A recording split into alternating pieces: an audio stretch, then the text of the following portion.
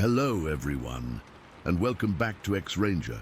Before we begin, I thought it would be interesting if each of you could leave a comment indicating which part of the world you're joining us from.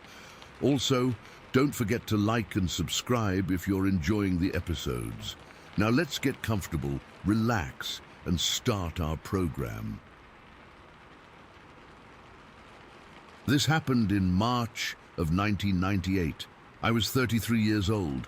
I'd been through a rough divorce the year before, and I'd gotten back into backpacking as a way to just clear my head, be by myself. I was always an outdoorsy guy, grew up hunting and fishing in Indiana, so Hoosier National Forest felt like a safe place, a familiar place. I'd been going there since I was a kid with my dad.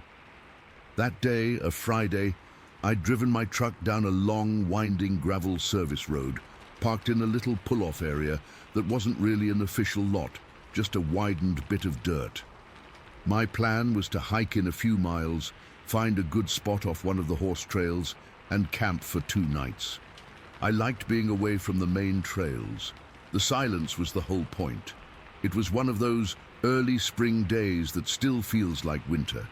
The air had a bite to it, and the sky was that flat, pale grey that promises no sun. The trees were still bare, a tangled mess of grey branches against the sky. Everything was quiet. The only sounds were my own boots crunching on last year's leaves and the occasional scurry of a squirrel. I found my spot after a couple hours of hiking. It was perfect, exactly what I was looking for. The horse trail dipped down near a ravine, and if you scrambled down a bit, there was a small, flat clearing right next to a little stream. The stream wasn't more than a few feet across, just a trickle of cold, clear water over mossy stones. On the other side of the stream, the ravine wall climbed up, thick with naked trees and thorny bushes. It felt secluded, private. I set up my little one-man tent, gathered a good pile of dry firewood, which was easy to find since everything was still dead from winter, and got a fire going as the light started to fade. That deep, woodsy twilight settled in. You know the one, where the colors just drain out of the world and everything turns blue and then black. The fire was my only little island of light and warmth. I remember the smell so clearly. Wood smoke, damp earth, and that cold, clean air. I was cooking my supper, just a can of beef stew I was heating up in a little pot, feeling pretty good, pretty peaceful. I had my hunting knife on my belt and a big Maglite flashlight beside me. I remember thinking how the bubbling sound of the stew and the crackle of the fire were the only noises in the whole world. And then I heard something else. It started as a single crunch, the kind of sound a deer makes, stepping on a dry branch. I didn't think much of it. But then there was another, and another. They were heavy. Really heavy, not the quick, light steps of a deer or a raccoon.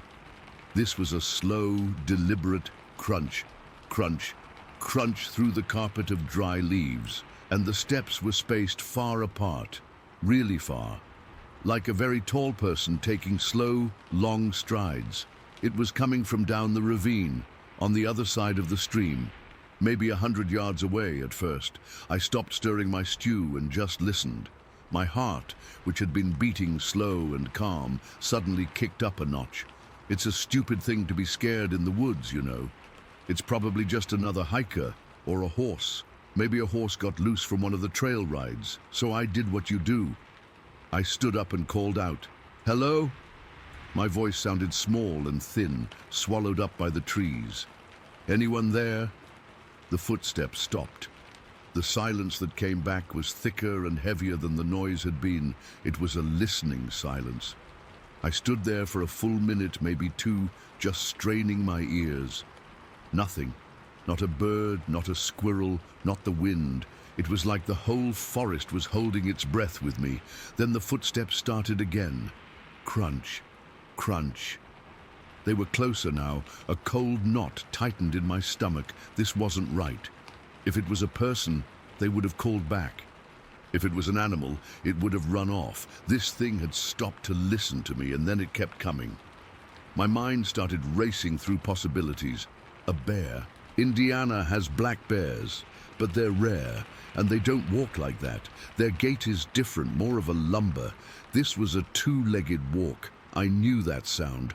I reached down and grabbed my maglite. It was one of the big, heavy metal ones, the kind you could use as a club if you had to.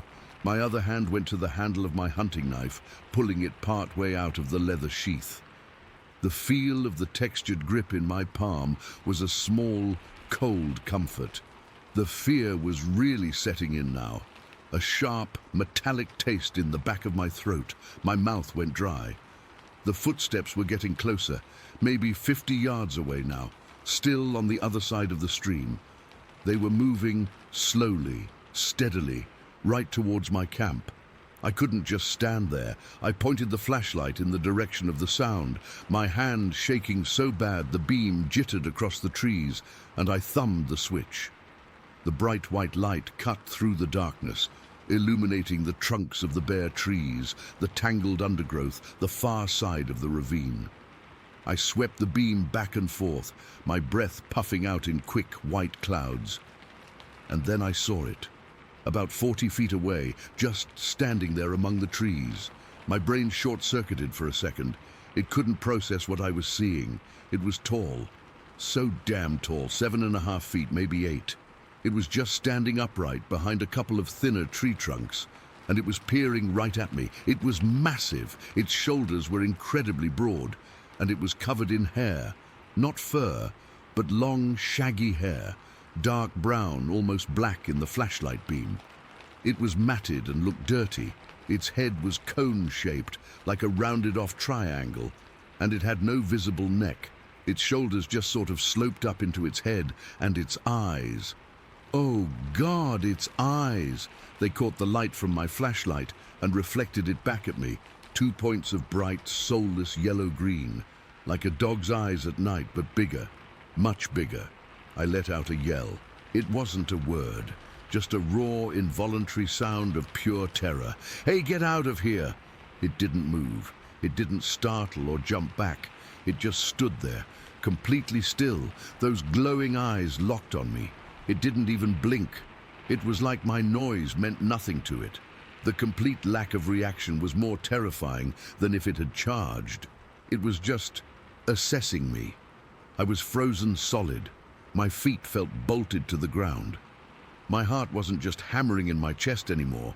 It was a frantic, painful pounding in my ears, in my throat. I could feel every single beat like a physical blow. I was gripping the flashlight and the knife so hard my knuckles ached. Then, it moved. It didn't run. It took a slow, deliberate step out from behind the trees and into a more open patch. It was fully in the open now, and I could see its whole form. It was built like a powerful man, but everything was wrong. Its arms were too long, hanging down past its knees. Its chest was huge, barrel-shaped, and its face. It was almost human, but completely inhuman at the same time.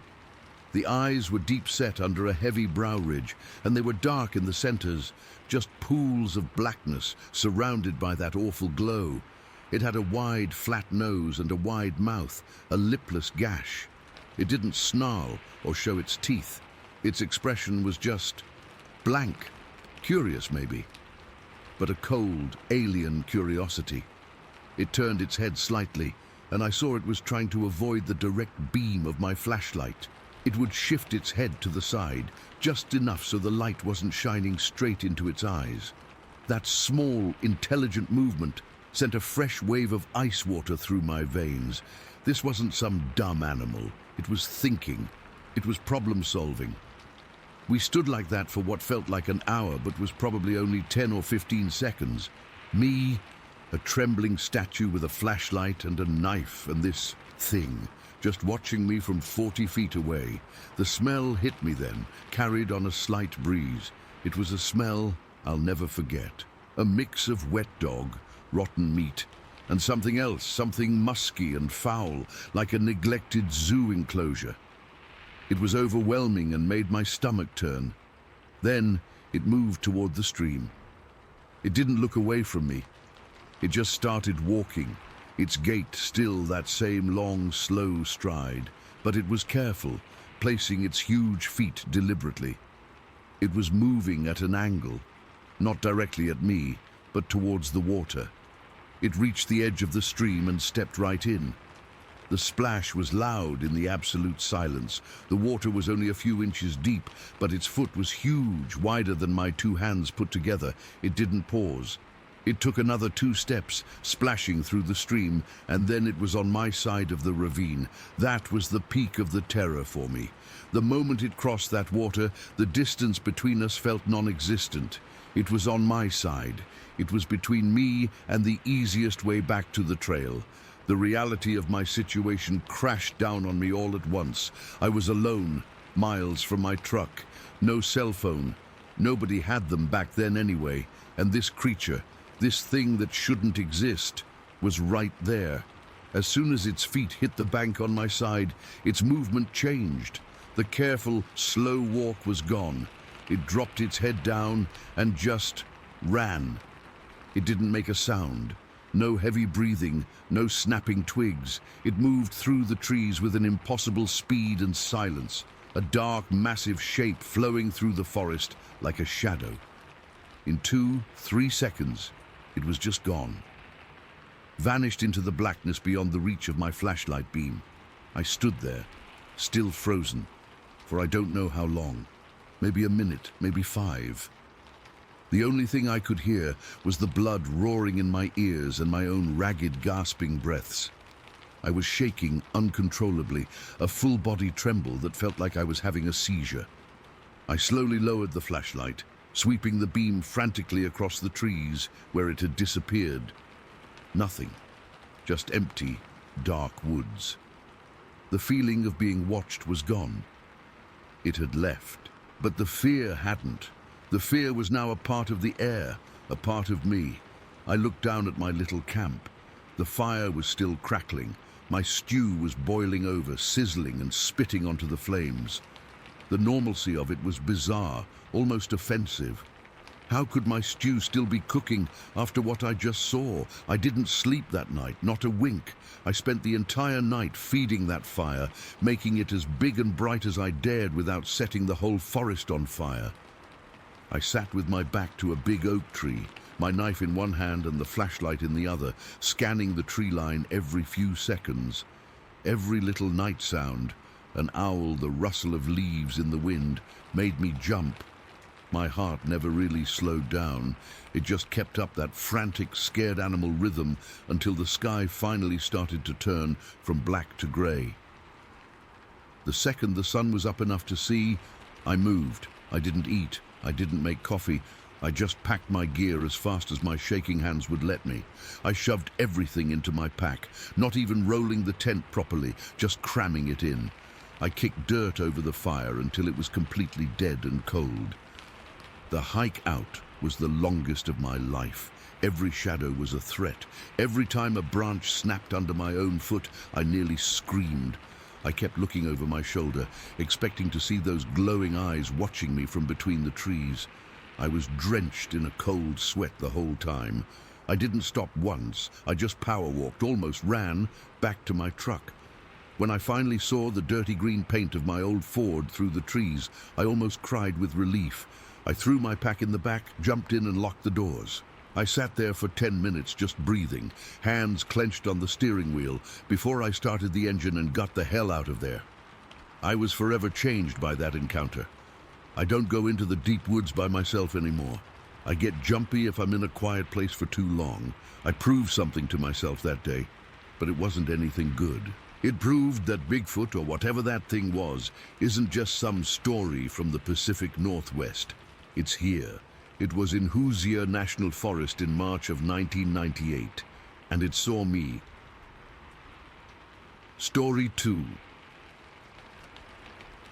It was one of those perfect late September days where the air is so crisp it feels like you're drinking it, and the sunlight hits the turning leaves in a way that makes everything look like it's made of gold. I'd taken the day off, just me and my Jeep, with no plan other than to get lost on the back roads between Cascadia and Sisters. I've lived out here my whole life, and these woods are like my backyard. Or at least, they used to be. The whole point of the trip was solitude. No cell service, no people, just the hum of the tires on gravel and the smell of pine and dry earth. I'd been driving for a couple hours, taking turns at random, when I came around a bend and saw it, right in the middle of the road, a pyramid of rocks. It wasn't a natural rockfall. This was built deliberate. It stood about 3 feet high, a neat stack of maybe 15 or 20 river stones, each one bigger than my fist, piled into a perfect tapering cone. It was sitting dead center in the 2-track path, a place I had driven through not even 45 minutes earlier. I know for a fact it wasn't there then. I would have had to drive right over it. I pulled the Jeep to a stop about 20 feet away and just stared. My first feeling wasn't fear. It was pure confusion. Who would do this? And why here? This road was barely maintained, more of a fire access route than anything. I killed the engine. The silence that rushed in was absolute. No birds, no wind, nothing. Just the ticking sound of my engine cooling down. I got out, my boots crunching on the gravel. I remember feeling a little silly, like I was being pranked. I walked up to the pile and crouched down. The rocks were cool and smooth, worn by water. They were heavy too. I tried to lift the one on top. It must have been 10, 15 pounds. It took effort to place them like this. This wasn't a kid's fort. It was solid, purposeful. I was running my hand over the stones, my mind racing through the logical explanations. A Forest Service worker marking something, a weird hiker's trail marker, when the sound came. It wasn't a loud sound. It was a shift, a crunch of gravel and dirt from the steep embankment to my left. The embankment was practically a cliff, covered in a tangle of salal and young firs, rising maybe 30 feet straight up. I froze, crouched there by the rock pile, my head cocked. My heart, which had been thumping along normally, suddenly kicked into a gallop. Every hair on my arms and the back of my neck stood straight up. It's a feeling you can't fake, that primal switch being thrown in the base of your skull. Something is wrong. Something is here. I slowly straightened up, my eyes glued to the tree line at the top of the embankment. I couldn't see anything but shadows and branches. The silence was back, thicker now, heavy. It felt like the whole forest was holding its breath. Then it moved. I didn't see a shape, not at first. I saw the vegetation part. The salal bushes, thick and green, were shoved aside like curtains, and something huge and dark exploded out of the tree line and started coming down the embankment. It didn't run or climb down. It charged. It moved with a raw, terrifying power, a blur of dark brown or black, coming straight down that near vertical slope like it was a flat field. It was impossibly fast, and it was coming right for me. Time didn't slow down. It fractured. My training, years of carrying a pistol in the woods for cougars, took over before my brain could even form a complete thought. My hand went to the holster on my hip, the familiar grip of my Glock 20 fitting into my palm. I drew, racked the slide in one fluid motion I'd practiced 1,000 times, and brought the gun up into a two-handed grip. I didn't aim. I just pointed it in the direction of the thing. I shouted. I don't even know what I said. Maybe stop, maybe just a wordless yell. It was pure, undiluted fear coming out of my throat, and it stopped.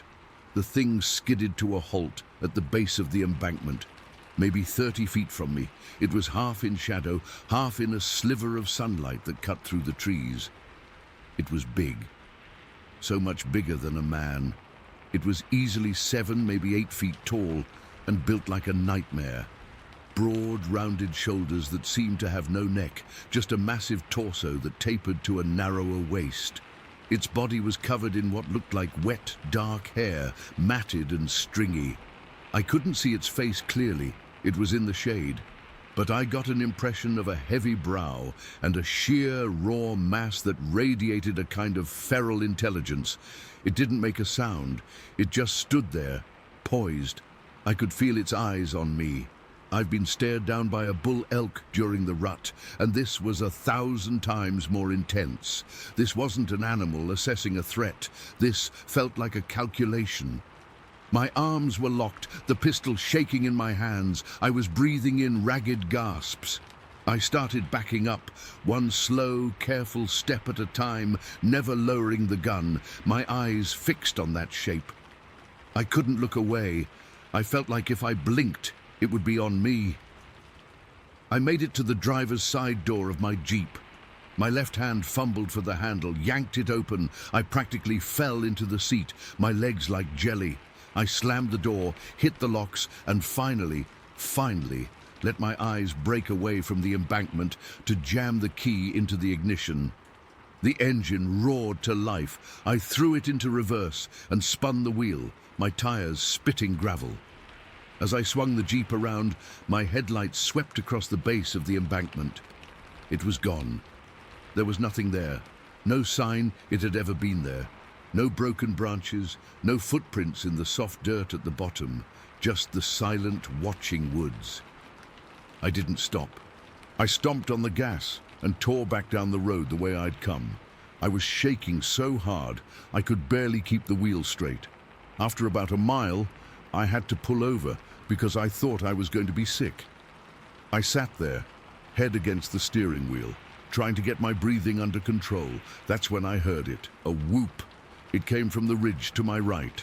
It was a deep, guttural sound, but it had a weird, almost human structure to it. It wasn't a coyote, wasn't an owl. It was a single, powerful whoo-up! The sound echoed through the canyon. Before the echo died, another one answered from the ridge directly across from it.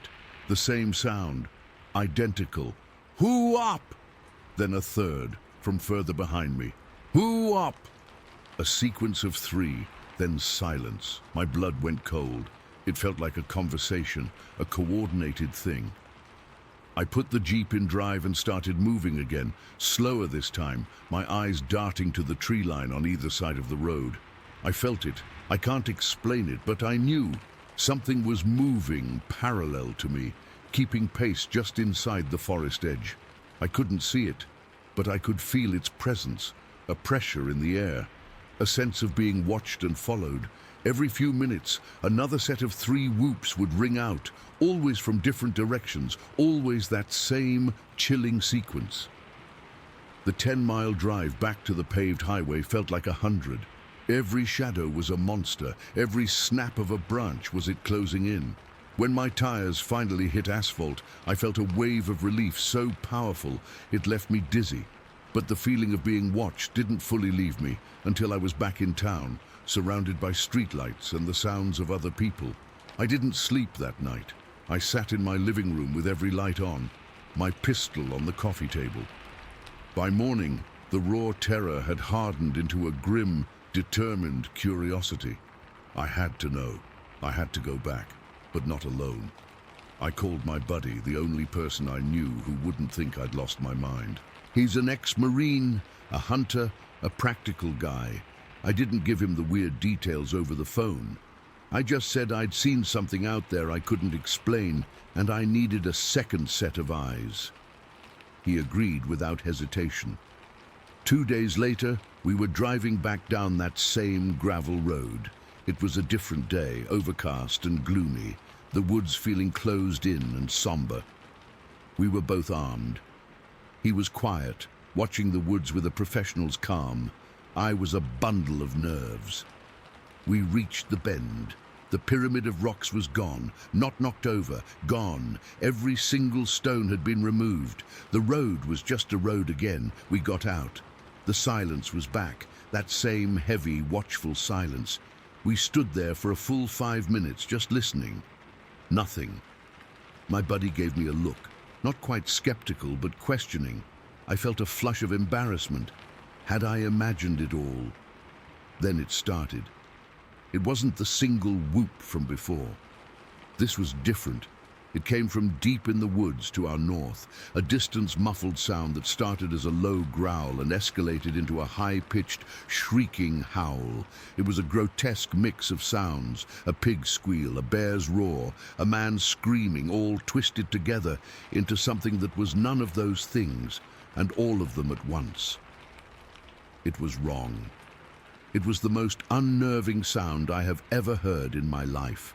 It was answered immediately from the south, a similar but not identical vocalization, just as layered and horrific. Then a third joined in from the east. We didn't say a word. We looked at each other, and all the color had drained from my buddy's face. The calm, ex-Marine composure was gone, replaced by the same primal fear I felt. He just nodded, a sharp, decisive motion.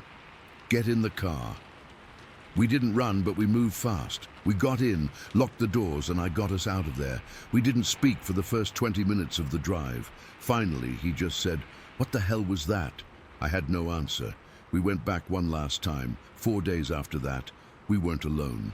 There were 6 of us now, all armed, all serious people. We had a plan. We had radios. We felt prepared. We never made it to the exact spot. About a quarter-mile from the bend, we found the devastation. It was a small clearing, maybe 50 yards across, just off the road, and it looked like a bomb had gone off. Not a firebomb, but a force bomb. Mature trees, Douglas firs with trunks as thick as my waist, had been ripped right out of the ground. Their root balls, caked in dirt and rock, were exposed to the air. But they weren't just knocked over. They had been shoved, jammed, back into the earth, upside down, with the root balls pointing at the sky and the tops of the trees buried in the holes they'd been torn from. It was an act of unimaginable, spiteful strength. The ground was torn up, gouged with deep furrows, and in the middle of the churned-up soil, clear as day, were the tracks. Barefoot tracks, human-like, but not quite human. They were too long, too splayed. The big toe was set apart from the others, almost like a thumb, and there were 3 distinct sets. One was huge, at least 18 inches long. Another was smaller, maybe 14 inches. The third was small, no bigger than a child's footprint, a family. We just stood there, in a circle, staring at the upside-down trees and those footprints. No one spoke. The air was cold, and it had nothing to do with the weather. The intelligence behind this, the power. It wasn't just an animal. It was something that could think, plan, and communicate. It had built a puzzle on the road to get my attention. It had tested me with a charge. It had followed me, talking to its kind. And then, after we'd fled, it had come back here and done this. A display. A message. We left and never went back. I sold my Jeep. I don't go into the woods anymore, not even with a group. Some doors, once you open them, you can't close them again. I saw something that day that rewired my understanding of the world, and the woods are their place now, not mine. I still hear those 3-part whoops sometimes in my dreams, and I wake up sweating, the feeling of those unseen eyes watching me from the tree line, as real as it was that day. I don't know what it was. I just know what it did. And I know I never want to see it again. Story 3. I was only 10 years old when it happened, and even now, years later, I can close my eyes and be right back in that yard. It was one of those late summer evenings in South Carolina where the heat doesn't really let up, even after the sun starts to dip below the trees. The air was thick and humid, and I remember the smell of cut grass and the faint scent of barbecue from somewhere down the street. I'd been outside playing by myself because my parents were inside, probably watching TV or getting things ready for the next day. We lived in a quiet neighborhood, not too far from some woods, but it felt safe, like the kind of place where nothing bad could ever happen. That day, I'd been kicking around a soccer ball near the big oak tree in our backyard. The yard wasn't huge, but it felt like my own little world. There was a rusty swing set off to one side, and beyond that, a line of trees that marked the edge of our property. I remember the light was starting to fade, turning everything kind of golden and soft. I could hear the usual sounds of a summer evening, the crickets chirping, the occasional bird call, and the distant hum of cars on the main road. It was all so normal, so boring, really. I was just a kid killing time before I had to go in for the night. Then, everything went quiet. It wasn't like someone turned off a switch, but more like the sounds just drained away one by one. First, the crickets stopped. I didn't think much of it at first. Maybe a cat had wandered by or something. But then the birds went silent too. No more chirping, no rustling in the trees. It was so sudden that I stopped what I was doing and just stood there, listening. The air felt heavier, like it was pressing down on me. I remember feeling a little prickly sensation on the back of my neck, like when you know someone's watching you, but you can't see them. I turned slowly, scanning the yard. At first, I didn't see anything out of the ordinary. The shadows were getting longer, stretching across the grass like dark fingers. Our backyard had a lot of bushes and trees along the fence line, and sometimes deer or raccoons would come out around dusk, so I figured it might be that. But then I noticed movement in the shadows near the edge of the woods. It was just a shift, something dark and bulky moving between the trees. My heart started to beat a little faster, but I told myself it was probably nothing. Maybe a dog or a big branch falling, but then it stepped out into the open. I froze, completely. My body just locked up, and I couldn't move a muscle. It was tall, so much taller than any person I'd ever seen. I'd say it was at least 7 or 8 feet tall, with shoulders that were broad and powerful looking, like a football player's, but way bigger. It was covered in dark, matted hair that looked almost black in the fading light. It stood upright on 2 legs, and it moved with a kind of slow, deliberate grace that didn't seem animal or human. More like something in between, and its eyes, they were red. Not like bloodshot or anything, but glowing red, like 2 little coals burning in the dark. They were fixed right on me, and I felt this cold wave of fear wash over me. I couldn't look away. It was like those eyes were pulling me in, holding me there. I remember my breath caught in my throat, and I could feel my palms getting sweaty. The soccer ball I'd been kicking rolled away and bumped against the swing set, but I didn't even notice. It tilted its head to the side, like a dog does when it's curious. But on this thing, it was creepy as hell. The movement was slow, almost mechanical. I could hear it breathing, a steady, deep sound that seemed to vibrate through the air. It wasn't loud, but it was there, like a low rumble that I felt in my chest. The red eyes never blinked, just stayed locked on me, and they had this unnatural glow that made the hair on my arms stand up. I don't know how long we stood there like that, me frozen, it just watching. It felt like forever, but it was probably only a few seconds. My mind was racing, trying to make sense of what I was seeing. Was it a bear? But bears don't stand up like that for long, and they don't have red eyes. Maybe it was a person in a costume, but who would be out here in the woods, dressed like that, just staring at a kid? None of it made sense, and that made the fear even worse. Then something snapped in me. I don't know if it was a survival instinct or just pure panic, but I turned and ran. I didn't think about it. I just moved. My legs felt like jelly, and I stumbled almost immediately, my foot catching on a root or something in the grass. I fell hard, scraping my knee on the ground. The pain was sharp, but I didn't care. I scrambled back up without looking back. I was too scared to see if it was following me. All I could think was, get to the house, get inside, lock the door.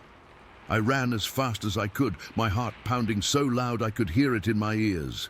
The distance from the oak tree to the back door felt like a mile, even though it was only maybe 50 feet. I could feel the cool air rushing past my face, and my breath came in ragged gasps. I didn't dare look behind me. I kept expecting to feel a hand or a claw grab my shoulder, but nothing happened. I made it to the steps, fumbled with the screen door, and burst into the kitchen. The inside of the house felt safe and normal, but I was shaking so bad I could barely stand. I slammed the door shut and locked it, then leaned against it trying to catch my breath. My knee was bleeding and I had dirt all over my hands and clothes. I could hear the TV from the living room. My dad was watching some news program, and the smell of dinner still lingered in the air. Everything was exactly as I'd left it, but I felt like I'd stepped into another world and back. I didn't say anything to my parents. I was too scared they wouldn't believe me. They'd think I was making it up, or that I'd let my imagination run wild. So I just went to the bathroom and cleaned up my knee, trying to act normal. But every time I closed my eyes, I saw those red eyes staring at me. That night, I couldn't sleep. I kept waking up from nightmares where I was back in the yard, frozen with that thing watching me. From then on, I avoided going outside alone, especially after dark. I'd stay away from the back windows too, because every time I looked out, I half expected to see it standing there again. I never told anyone, not until now, and even though it's been years, I still don't know what it was. Story 4. I was 14 years old. It was the summer between 8th and 9th grade, and I was a Boy Scout. My older brother, who can hear, was there too as a junior leader. Our whole troop was up at Camp Bradley, way north of Redfish Lake in Idaho. The place is ridiculously remote. You drive for what feels like forever on this winding gravel road, and then you're just in it. Trees everywhere, so thick you can't see more than 50 feet in most places. The air smells like pine needles and dirt, a good smell. But it's a smell that means you're a long, long way from anything. This particular day was a Tuesday, I'm pretty sure. It was bright and sunny, but under the canopy of these huge trees, it was all shadows and spots of light on the ground. There were 6 of us, me, my brother, and 4 other guys from my troop. All of us were deaf, except for my brother. That's an important part of it, I think. We communicated with our hands, with signs. Our whole world was visual and physical. We noticed things you might not if you're listening for sounds. We'd finished our morning merit badge classes and had the afternoon free. The plan was to do a day hike. The main trail from camp goes to this first lake, which is where everybody goes. It's nice, but we were bored of it. There's another trail, less maintained, that supposedly goes to a second and then a third lake, further up into the mountains. The camp ranger, this older guy with a big grey beard, had told us at the opening campfire not to go that way. He said it was easy to get lost, that the trail faded in and out, and that it was active bear country. He said it with a kind of weight, you know? Not like he was just reciting rules, but like he meant something more. We just figured he was being overly cautious. So, of course, that's the trail we decided to take. We were 14-year-old boys. Being told not to do something is basically an invitation. We set out after lunch. The first part of the trail was fine, a little overgrown, but clear enough. We were joking around, messing with each other, the usual stuff. My brother was walking a little ahead, and he'd turn around every so often to sign to us what he was hearing. A woodpecker, the wind, a squirrel chattering. It was our system. He was our ears. After about an hour of walking, the trail started to get rougher. The trees were closer together, and the path was more of a suggestion than a real trail. The sunlight barely made it down to us. It felt heavier, quieter. And for us, that's saying something, because our world is always quiet. But this was a different kind of quiet. My brother stopped and signed, "It's really quiet, no birds." We all just looked at each other. That's a thing you learn in the woods. When the birds stop, something's up. We kept going, but the mood had shifted. We weren't messing around anymore. We were just walking, single file, watching the woods. The air felt cooler, damp. We crossed a small, rocky creek, hopping from stone to stone, and on the other side, the trail opened up a bit into a section where the trees were thinner.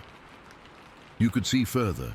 Ahead of us, maybe 100 yards away, the trail dipped down and then crossed a small grassy meadow before disappearing back into the thick trees. That's when we saw it. I was looking ahead, looked down the trail, and I saw movement. Something big. It came out of the trees on the left side of the trail, right where it entered the meadow.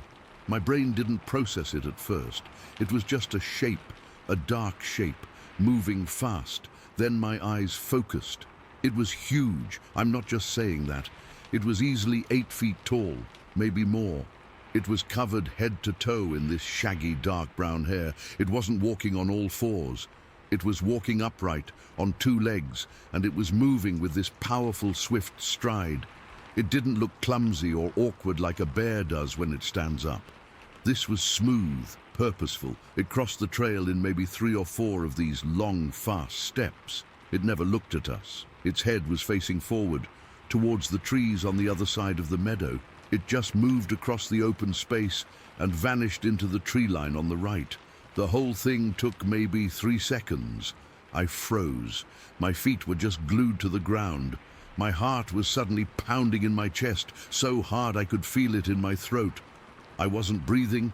I turned my head, just my head, to look at the guy next to me, Mark.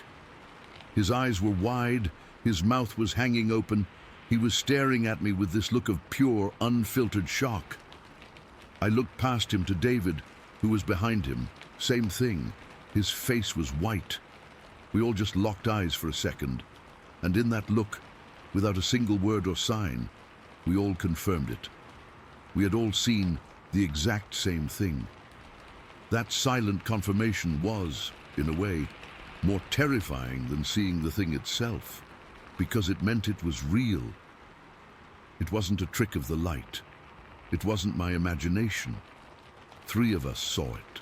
We all saw it at the same time, and we all knew it was something we had no name for. My brother, who was further ahead, had stopped too. He turned around, and his face was confused. He signed, "What? What is it?" My hands were shaking. I could barely form the signs. Something big, in the meadow. Did you see it? He looked back towards the meadow, then back at us. He shook his head. He hadn't seen it. He'd been looking down at the trail, watching his step. The one person who could hear, the one we relied on for the sounds of the forest, had missed it completely. And we, the deaf kids, were the ones who had witnessed this thing. For a minute, nobody moved. We just stood there in a tight little group, staring at the empty meadow. The air felt cold now. The silence was pressing in on us. Then the arguing started, all in frantic, sharp signs. What was that? A bear. That was not a bear. It walked on 2 legs the whole time. It was too big, too tall. It was a person in a suit. Out here? Why? And it moved way too fast. It was this last point that got me, the speed. It didn't lope or amble. It moved with this powerful ground-eating stride. It was fast, really fast. My brother, trying to be the responsible one, signed, "We should go check, see if there are tracks." None of us wanted to. The idea of walking towards that meadow made my stomach feel like it was full of ice water. But we also couldn't just turn and run. We had to know. We walked forward, slowly, huddled together. Every rustle of a leaf, every snap of a twig, which my brother would immediately point out, made us jump. It took us a good 5 minutes to cover the 100 yards to the edge of the meadow. The meadow was maybe 60 feet across. The grass was tall, up to my knees. We stood at the edge, where the thing had entered the trees. We looked at the ground, where it had crossed the trail. There was nothing, no broken branches, no giant footprints in the soft dirt of the trail. Nothing. It was like it had never been there. We scanned the grass in the meadow, looking for a path, for anything bent over. The grass was just grass, uniform. It was as if this 8-foot-tall, several hundred-pound creature had floated across the meadow without touching a single blade. That was almost worse than seeing it. The complete lack of evidence made me doubt my own eyes for a second. But then I looked at Mark and David, and I saw the same absolute certainty in their faces. We saw it. We all saw it. We didn't go any further. The argument was over. We turned around and started walking back to camp. We weren't hiking anymore. We were practically speed walking. The whole way back, nobody signed a word. We just walked, fast, constantly looking over our shoulders, scanning the trees. The friendly, familiar forest now felt like a wall of hiding places. Every dark shadow between two pines looked like it could be moving. My neck was sore from whipping my head around so much. My brother kept stopping, listening, his head cocked. He'd sign, "I don't hear anything." And that was the most frightening thing he could have said. We got back to camp, just as the sun was starting to go down. The other guys went straight to their tents. Me and my brother went to find the camp director. We tried to explain what we saw. He listened, but he had that patient, slightly skeptical adult look. He said it was probably a bear, that bears can look surprisingly human-like when they walk, and that the light can play tricks on you. We knew it wasn't. We knew.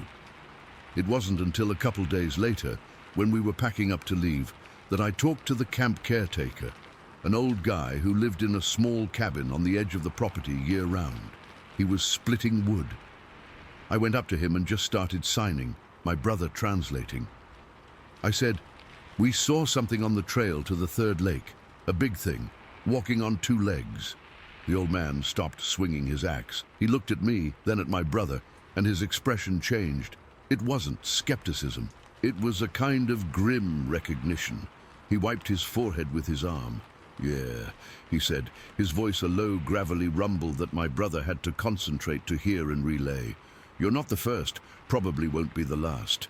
He told us that he's seen footprints, not bear prints, big human-like footprints, but way too big. He said he'd made plaster casts of a few of them over the years. He said he's heard things at night, sounds that aren't from any animal he knows, wood knocks, deep guttural calls that carry for miles. He never saw it himself, he said, but he didn't doubt for a second that it was out there. Hearing that from him, from this tough, no-nonsense old guy who knew the woods better than anyone, that's what solidified it for me.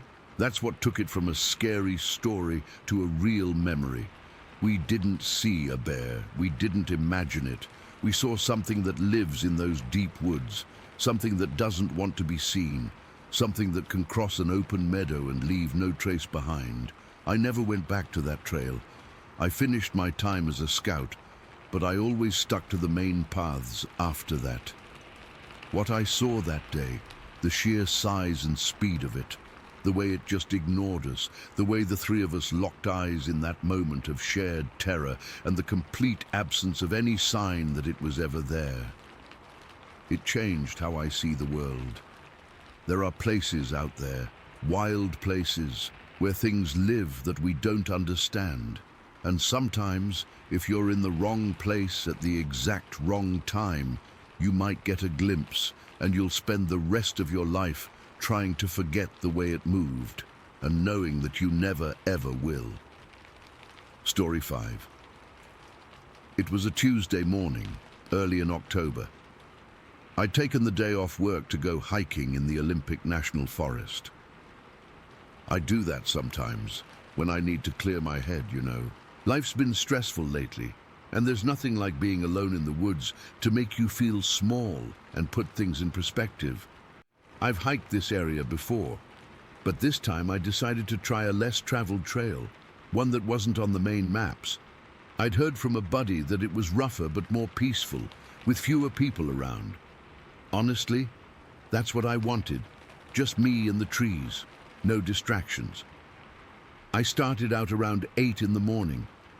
The air was cool and damp, the way it always is in Washington this time of year. You could smell that earthy mix of pine needles and wet soil, and the fog was still hanging low in the valleys, making everything feel quiet and kind of mysterious. I had my backpack with water, some snacks, and a basic first aid kit, but no camera or anything fancy. I wasn't planning on documenting anything. I just wanted to walk and think. The trail was narrow and overgrown in spots, with roots snaking across the path and ferns brushing against my legs. It was steep, too, climbing up through dense stands of cedar and hemlock. The sunlight filtered down in patches, but mostly it was shadowy under the canopy. I remember feeling good, though. My legs were strong, my breathing was steady, and for the first time in weeks, my mind was quiet. I wasn't thinking about bills or work drama. I was just focused on putting one foot in front of the other. After about 2 hours of hiking, I was starting to feel tired. My thighs were burning from the incline, and I could feel sweat trickling down my back under my jacket. I decided to take a break. Up ahead, I spotted a massive fallen log, maybe from an old-growth tree, lying across a small clearing. It was moss-covered and rotting in places, but it looked solid enough to lean against. I walked over, dropped my backpack on the ground, and sat down with my back against the log. I took a long drink from my water bottle and just breathed, letting the stillness sink in. That's when I started scanning the trees around me. I don't know why. Maybe it was just habit from years of hiking, always keeping an eye out for wildlife. I've seen deer, elk, even a black bear once from a distance, so I'm not easily spooked. But this time, something felt different. The forest was too quiet. No birds chirping, no squirrels rustling in the underbrush. It was like everything had gone dead silent, and the hair on my arms started to stand up. I shook it off, thinking I was just being jumpy. I leaned my head back against the log and looked up into the branches overhead. That's when I saw it. At first, I thought it was a weird-shaped clump of moss, or maybe a broken branch. But then it moved. Just a slight shift, enough to make my heart skip a beat. I squinted, trying to focus. It was perched on a thick branch about 30 feet above the ground, tucked into the crook where the branch met the trunk. And it was big, way bigger than any animal I've ever seen in a tree. It was crouched down, kind of hunched over, and covered in dark brown hair that looked matted and shaggy. The arms were long and thick, like they were built for strength, and they were wrapped around the branch in a way that didn't look natural for a bear or anything else I could think of. My breath caught in my throat. I couldn't look away. I just stared, trying to make sense of what I was seeing. The body was bulky, muscular, and it filled the space on that branch in a way that seemed impossible. I mean, how could something that size be up there without making noise or breaking the branch? My mind raced through possibilities. A bear. No, bears don't sit like that, and their arms aren't that long. A person in a costume? That was even crazier. Who would be out here in the middle of nowhere, 30 feet up a tree? Then it turned its head. I saw its eyes. They caught a sliver of light filtering through the leaves, and they gleamed with this weird, intelligent intensity. It was watching me, not just glancing, but really staring, like it had been observing me the whole time. My stomach dropped. I felt a cold sweat break out all over my body, and my hands started to tremble. I was frozen, stuck in that moment, with this thing looking right at me. It shifted on the branch, and the movement was so smooth and powerful it made my skin crawl. The branch creaked under its weight, but it didn't seem to struggle at all. It had this incredible balance, like it belonged up there. I could see the muscles in its arms and shoulders bunching up, and for a second I thought it was going to jump down. But instead, it started climbing higher. It moved with surprising speed, pulling itself up through the branches with ease, and the sound of creaking and snapping wood echoed through the quiet forest. Each crack felt like a gunshot in the silence. I don't know how long I stood there, just watching it go. It was like time had slowed down. I could hear my own heart pounding in my ears, and my breath was coming in shallow gasps. I felt exposed, completely vulnerable, like I was being hunted. My instincts were screaming at me to run, but my legs felt like jelly. I finally managed to take a step back, then another, never taking my eyes off the spot where it had been. Within seconds, it disappeared into the canopy. One moment, it was there, a dark shape moving through the leaves, and the next, it was gone.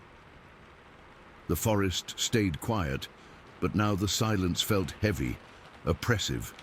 I kept staring up, half expecting it to reappear, but nothing happened. The only sound was the faint rustle of leaves in the breeze, and it made me jump.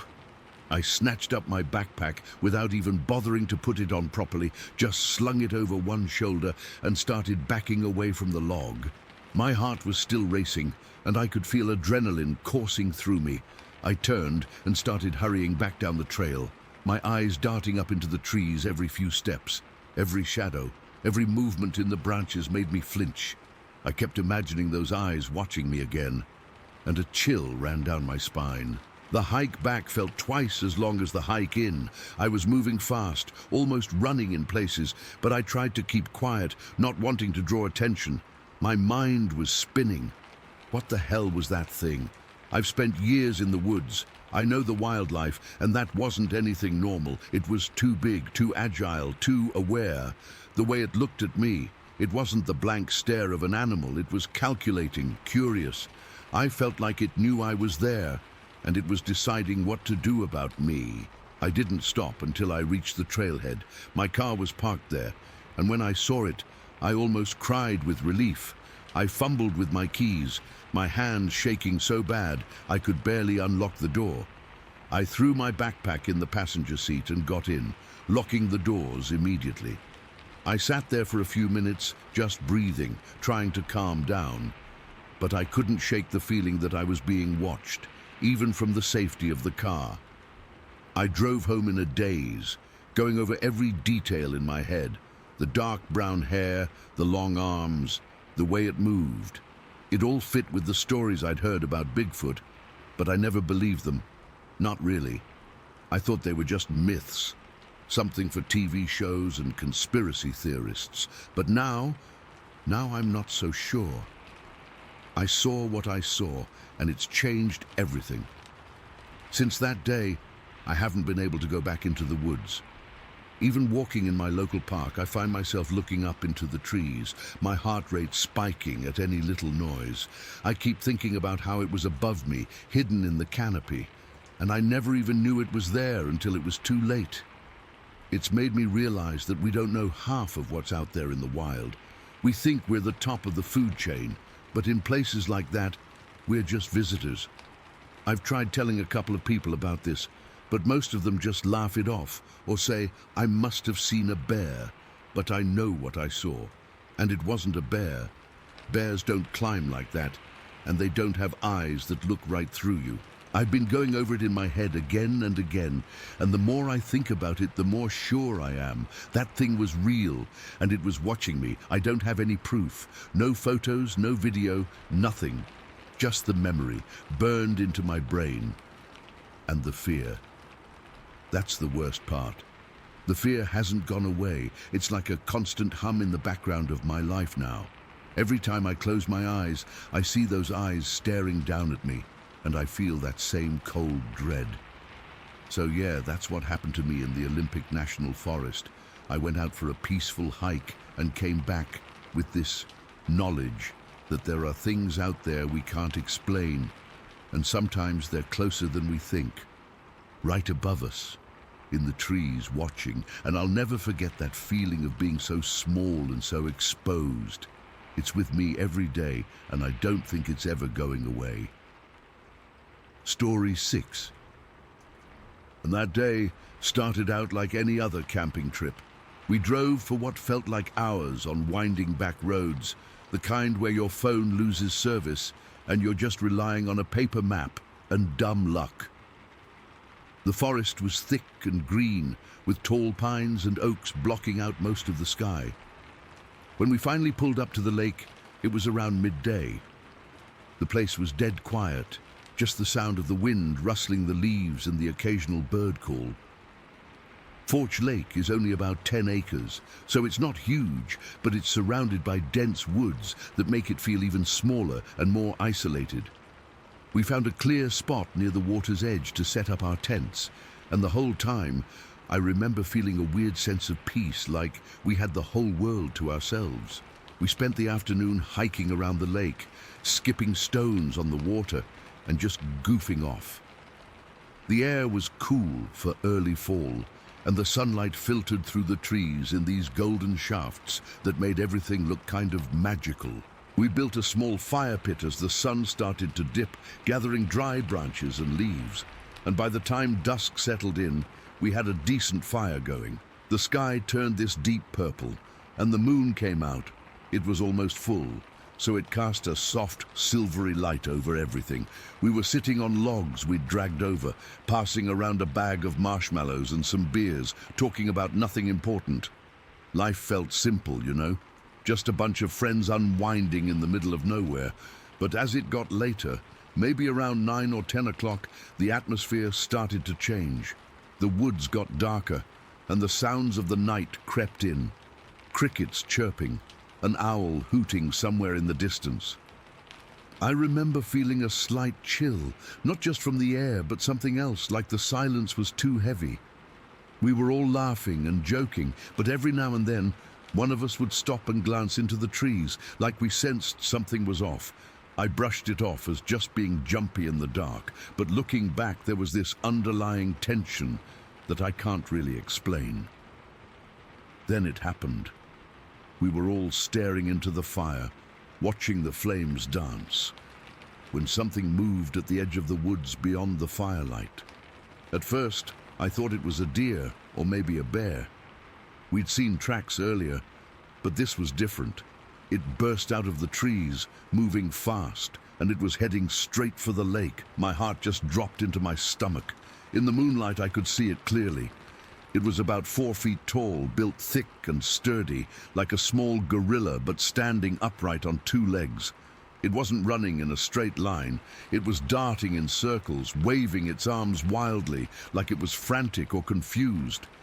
The whole thing lasted maybe 30 seconds, but it felt like an eternity. The sounds it made were what really got to me.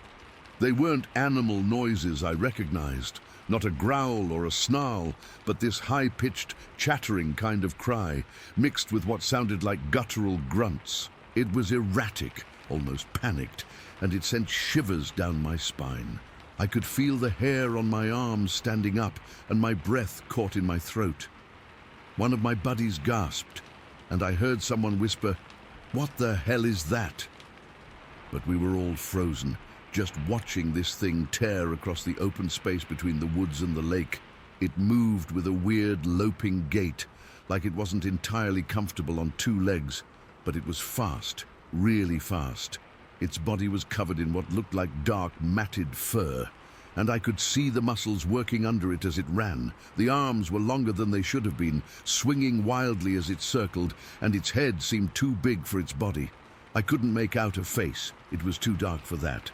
But the silhouette against the moonlit ground was unmistakably humanoid, but not human. Not at all.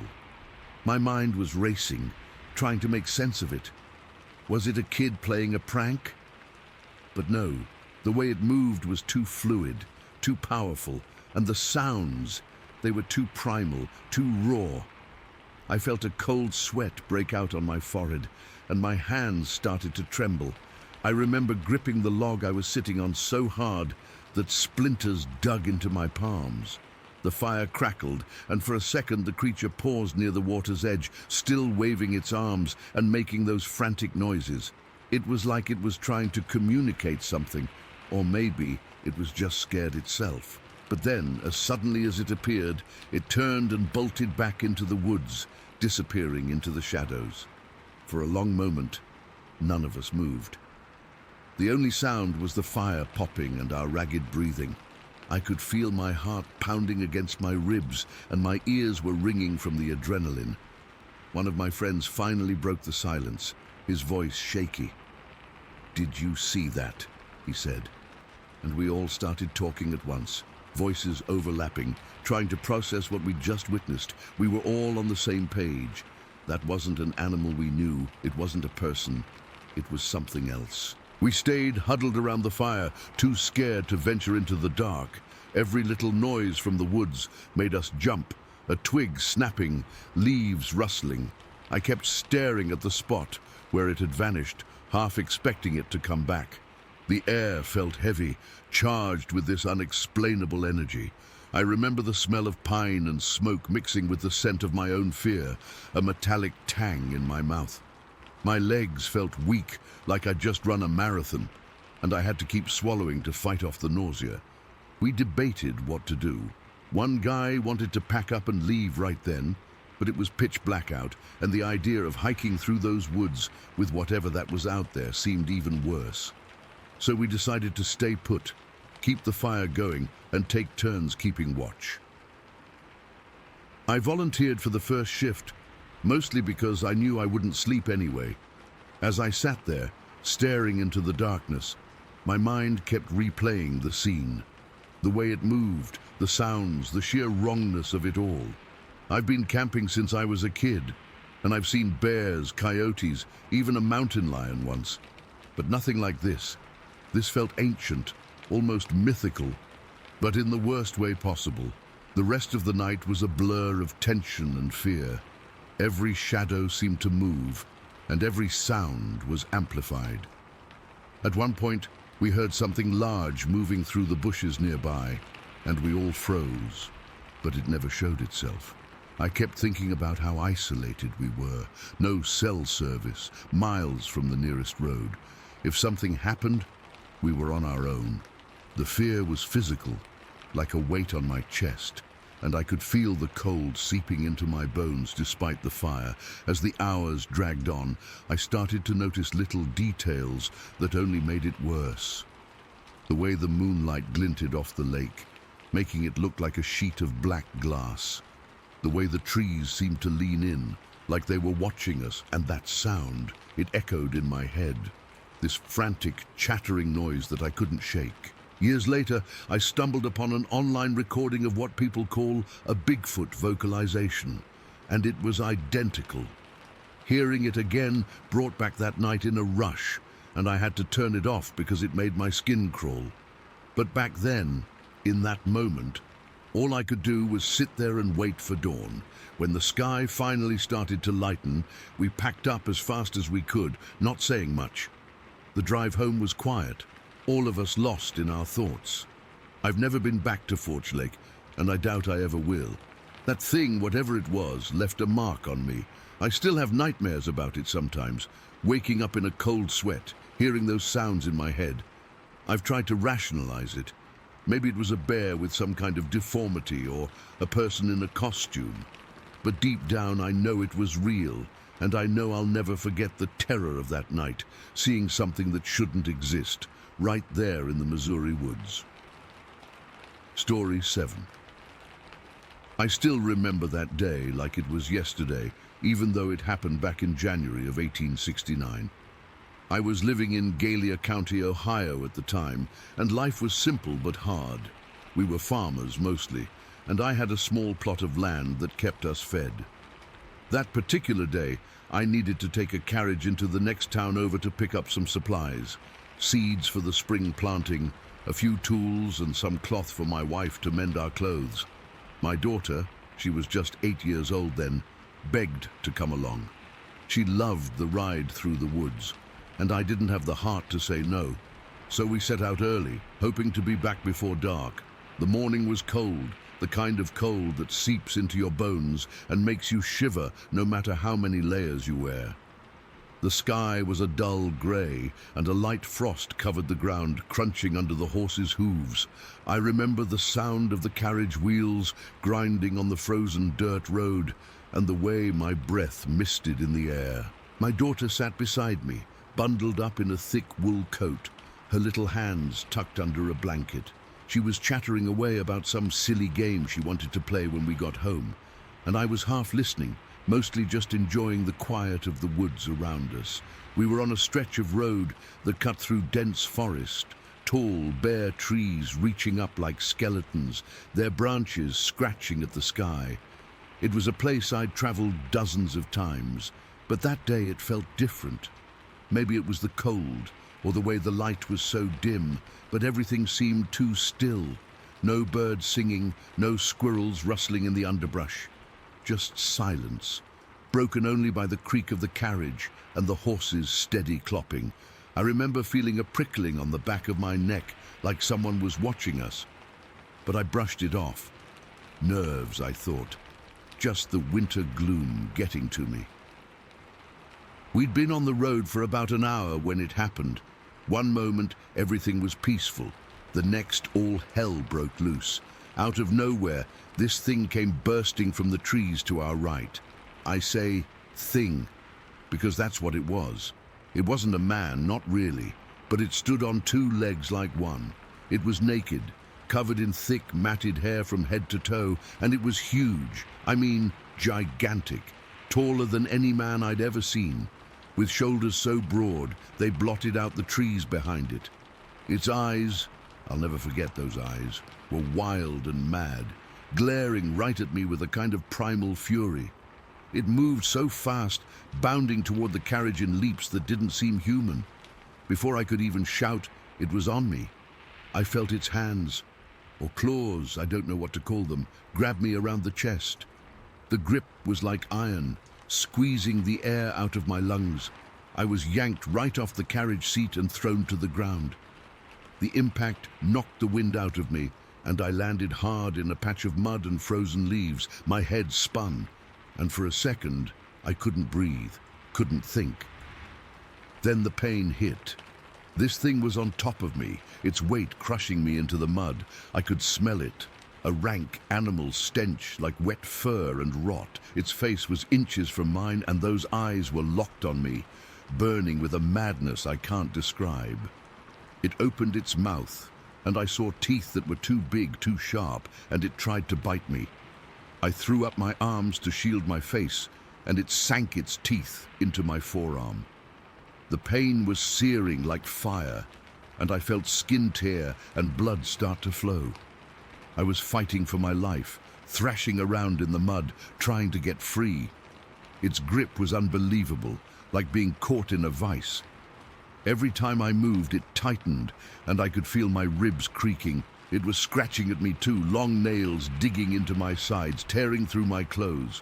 I was screaming, I think, but it came out as a choked gasp because I couldn't get enough air. All I could see was those eyes glaring down at me, and all I could feel was this primal terror. This wasn't a bear or a wolf. This was something else, something that shouldn't exist. My daughter. Oh God, my daughter was still on the carriage. I heard her screaming, a high-pitched cry of pure fear. The horse was spooked, whinnying and pulling at the reins, but it was tied to a tree nearby so it couldn't bolt. I remember thinking, I have to protect her, I have to get up, but I was pinned. The thing was making these guttural sounds, growls and grunts that vibrated through my body. It was trying to bite my neck, and I twisted my head away, feeling its hot breath on my skin. We rolled in the mud, me and this beast, and I was covered in filth, my clothes soaked and clinging to me. The cold was seeping in, but I barely felt it because of the adrenaline. I managed to get a hand free, and I punched it, hard, in the side of the head. It didn't even flinch, just growled louder and tightened its grip. I was starting to black out, my vision going spotty, and I thought, this is it. I'm going to die here in the mud, and my daughter is going to see it. Then out of the corner of my eye, I saw my daughter move. She'd climbed down from the carriage and was picking up a rock from the roadside. It was a big one, jagged and heavy. She hurled it with all her might, and it struck the thing right on the back of its head.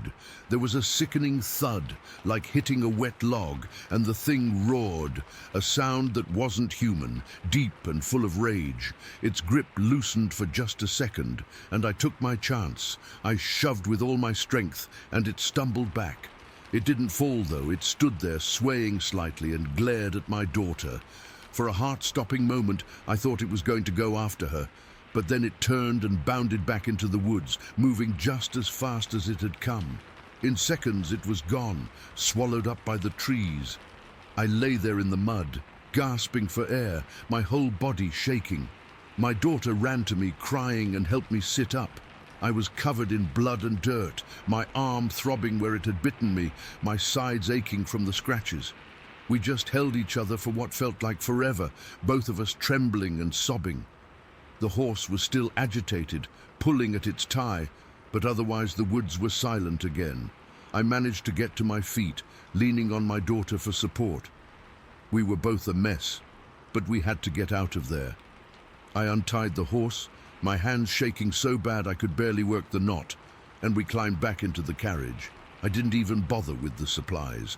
I just turned us around and headed for home as fast as the horse would go.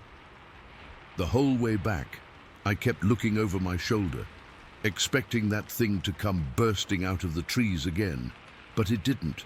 When we got home, my wife took one look at us and screamed. She helped me inside, and we cleaned my wounds as best we could. The bite on my arm was deep, and the scratches were inflamed. We didn't have a doctor nearby, so we used whiskey to disinfect it and wrapped it in clean cloth. I was in pain for days after, and the scars are still there, jagged lines on my arm and side that remind me of that day every time I see them. But the physical scars are nothing compared to the emotional ones. For weeks, I couldn't sleep without dreaming of those mad eyes, of the feeling of being crushed, of the smell of that thing. My daughter had nightmares too, and she'd wake up screaming in the middle of the night. We tried to tell people what happened, but most just thought we'd encountered a bear or some wild animal. But I know what I saw. It was no bear. It was something else, something primal and fierce, and it's still out there in those woods. The community heard about it, and fear started to spread. Other folks reported strange sounds or things moving in the forest, but no one ever saw it again, not up close like we did. Some said it was a wild man, a hermit who'd gone mad. But I don't believe that. No man could move like that or have that kind of strength. It's been years now, and I still get chills thinking about it. Sometimes when I'm out in the woods, I'll feel that same prickling on my neck, and I'll hurry home, my heart pounding. That day in January of 1869 changed me. It stole something from me, my sense of safety, my belief that the world is a predictable place. I look at my daughter now, all grown up, and I see the shadow of that fear in her eyes too. We never talk about it much, but it's always there between us, a shared horror that we survived but never really escaped. And that's it. That's what happened. I don't have any answers, and I probably never will. All I know is that something out there in the Ohio wilderness is waiting, and I pray to God no one else ever has to face it. Story 8. The day itself had been pretty normal. We'd spent the morning in our stands, not seeing much, and the afternoon was for cleaning gear, napping, and just shooting the breeze. The air had that perfect, crisp, full bite to it, the kind that makes the campfire feel like a gift. We'd eaten a big dinner of beans and sausages, and the 6 of us were just settled into our camp chairs, the fire roaring, the sky a deep, clear black, pricked with a million stars. We were talking about nothing important, the upcoming football game, a story about someone's kid, just the easy, comfortable talk of friends who've known each other for years. I remember feeling completely at peace, my heavy coat zipped up to my chin, a warm cup of coffee in my hands. That's when we heard the first sound. It wasn't a coyote. I've heard coyotes my whole life, their yips and howls forming the soundtrack to every hunting trip. This was different. It started low, a long, drawn-out note that seemed to vibrate in my chest. It was a mournful wail, the kind of sound you'd imagine coming from something that had lost everything it ever loved. It was deep, but it had this piercing, lonely quality to it that cut right through the chatter and the fire noise. Every one of us shut up at the same time. The conversation just died mid-sentence. We all looked at each other, and in the flickering firelight, I could see my own confusion and unease mirrored on their faces. The wail hung in the air for what felt like a full minute, and then it just stopped. The silence that followed was heavier and more threatening than the sound itself. It was the kind of silence where you realize how many little night sounds there usually are, the crickets, the rustle of a mouse in the leaves, and now there was nothing. Absolute nothing. We were all frozen, just listening. I remember my grip tightening on my coffee mug, the warmth of it suddenly feeling completely useless against the cold dread that was seeping into me. Then came the growl. It wasn't a bear's growl. I've been charged by a black bear sow before, and that sound is all bluff and fury. This was lower, guttural, a sound that seemed to come from a barrel chest. It was a promise of violence, not a warning. It was followed by this bizarre yelping howl, like a dog in pain, but mixed with something else, something almost intelligent. It wasn't a random animal noise. It felt directed at us. That's when the panic set in. We all scrambled up at once, chairs scraping and tipping over. Flashlights were snatched from pockets and from the top of the cooler, beams of light slicing wildly into the darkness just beyond the ring of firelight. The beams didn't penetrate far. The woods are a solid wall of black at night. We were just shining lights on the first line of pine trees, their trunks looking like prison bars in the jerky light. And then the crashing started. It was the sound of trees snapping. Not little saplings. These were solid cracks, like a rifle shot, but deeper, more visceral. You could feel the sound in your feet. It was followed by the thrashing of branches, a lot of branches, like something huge was just plowing through the undergrowth without any care for stealth. The growling intensified, mixing with the sound of splintering wood. It wasn't moving away. It was moving in a semicircle just out of sight. But it felt like it was getting closer with each pass. My heart was hammering against my ribs so hard I thought I might be sick. The casual, comfortable feeling of the camp was gone, replaced by a primal, skin-crawling fear. This wasn't the fun kind of scare you get from a ghost story. This was the feeling of being prey. I remember the metallic taste of adrenaline in my mouth, and my hands were shaking so bad I could barely hold the flashlight. I dropped it, the plastic clattering on a rock, and the beam died. In that instant of darkness, the sounds seemed to get louder, closer. That's when someone, I think it was Mike, yelled, "Screw the lights, get the guns!" It was like a spell broke. We all dropped our flashlights. Some of them just lay there on the ground, casting crazy, tilted shadows, and grabbed our rifles from where they were leaning against logs or still in their cases. The familiar, heavy weight of my .30-06 in my hands was the only thing that felt solid and real. We formed a loose circle, backs to the fire, staring out into the impenetrable blackness, our rifles held tight. Nobody said a word. We just stood there, breathing raggedly, listening to this thing tear through the woods around our camp. The sounds kept circling, a crack to the left of us, then a series of crashes and that deep rumbling growl from the right. It felt like it was toying with us, showing us how easily it could get to us if it wanted to. The fire, which had been our comfort, now felt like a beacon, highlighting us perfectly for whatever was out there. I remember the heat on my back and the cold fear on my face, a truly awful combination.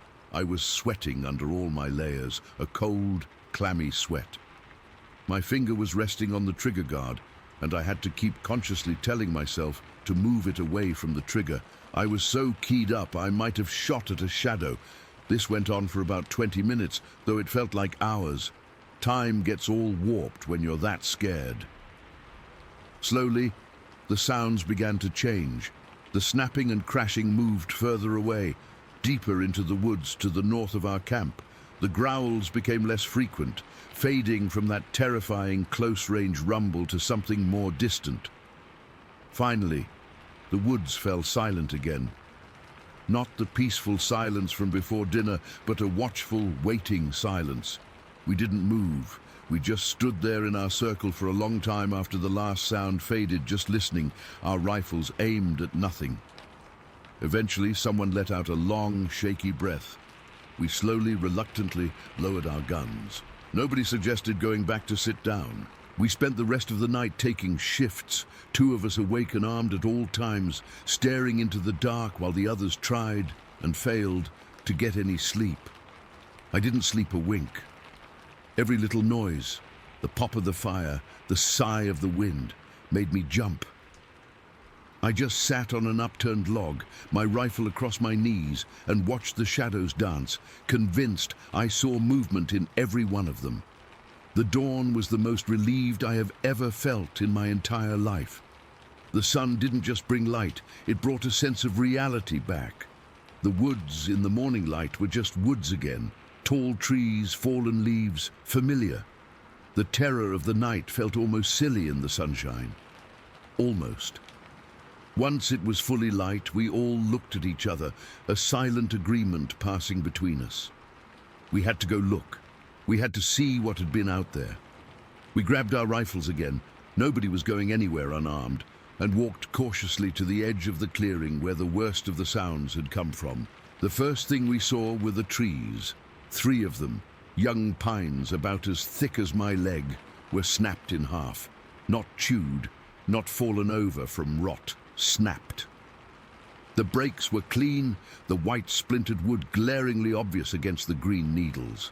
The tops of the trees were thrown aside like matchsticks. Around them, the undergrowth was a mess. Bushes were torn up by the roots, and the ground was all churned up. The leaf litter and topsoil thrown around, as if something huge had been digging or stomping in a frenzy. Then we saw the impressions in the dirt. They weren't clear footprints. Not like a boot print. The ground was too torn up for that, but there were several deep, rounded depressions in the muddier spots. They were big. I mean, really big. I put my boot next to one, and it was easily half again as long and twice as wide. My mind immediately screamed, bear, but it didn't fit. A bear's back foot looks more like a human footprint, and these were just big, roundish holes. The spacing between them was massive too. Whatever made them had a stride longer than any man or bear I'd ever seen. We were all just standing there, staring at the wreckage, not saying much. The evidence in front of us was undeniable.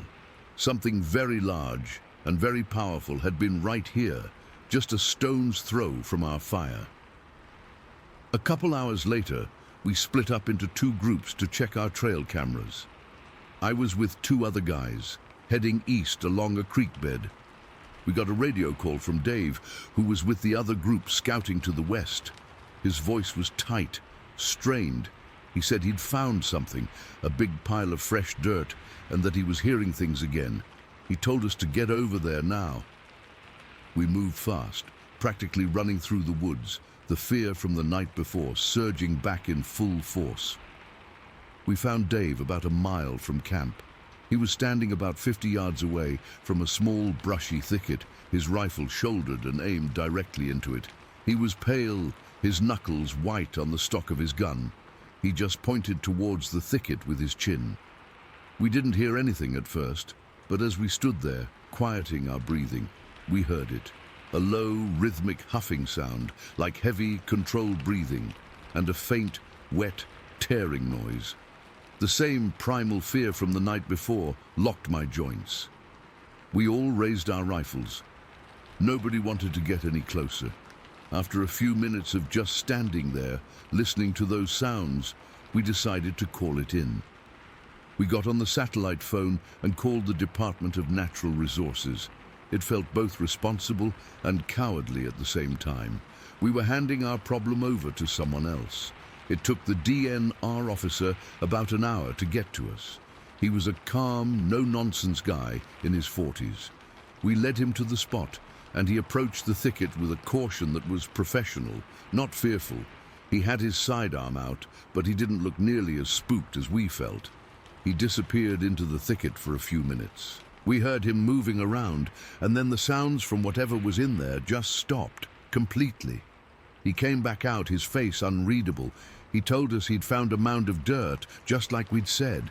It was a pile about 3 feet high, and it had been dug up recently. He poked through it with a stick. Inside, he said, were the carcasses of 2 deer. They weren't just dead, they were mutilated, torn apart, and buried with them were wild blackberry bushes, roots and all, just shoved into the pile with the deer. We asked him about tracks, about what could have done it. He shook his head. The ground around the mound was so torn up, he said, it was impossible to make out any clear tracks. His official opinion was that it was a large and unusually aggressive black bear. He said they can make strange sounds and they can certainly tear up a campsite if they're provoked or hungry. He gave us a lecture about proper food storage, wrote a few things in his notebook, and that was that. We packed up and left camp a day early.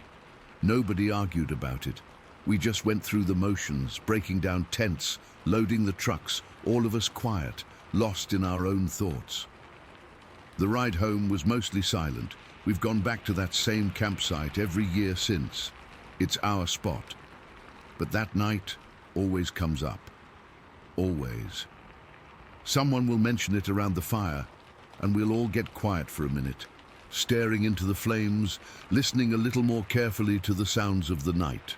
The DNR officer gave us a logical explanation, one we repeat to each other. A big bear, an aggressive bear. That's all it was. But when I'm lying in my tent at night, hearing the normal sounds of the forest, I can still hear that first mournful wail.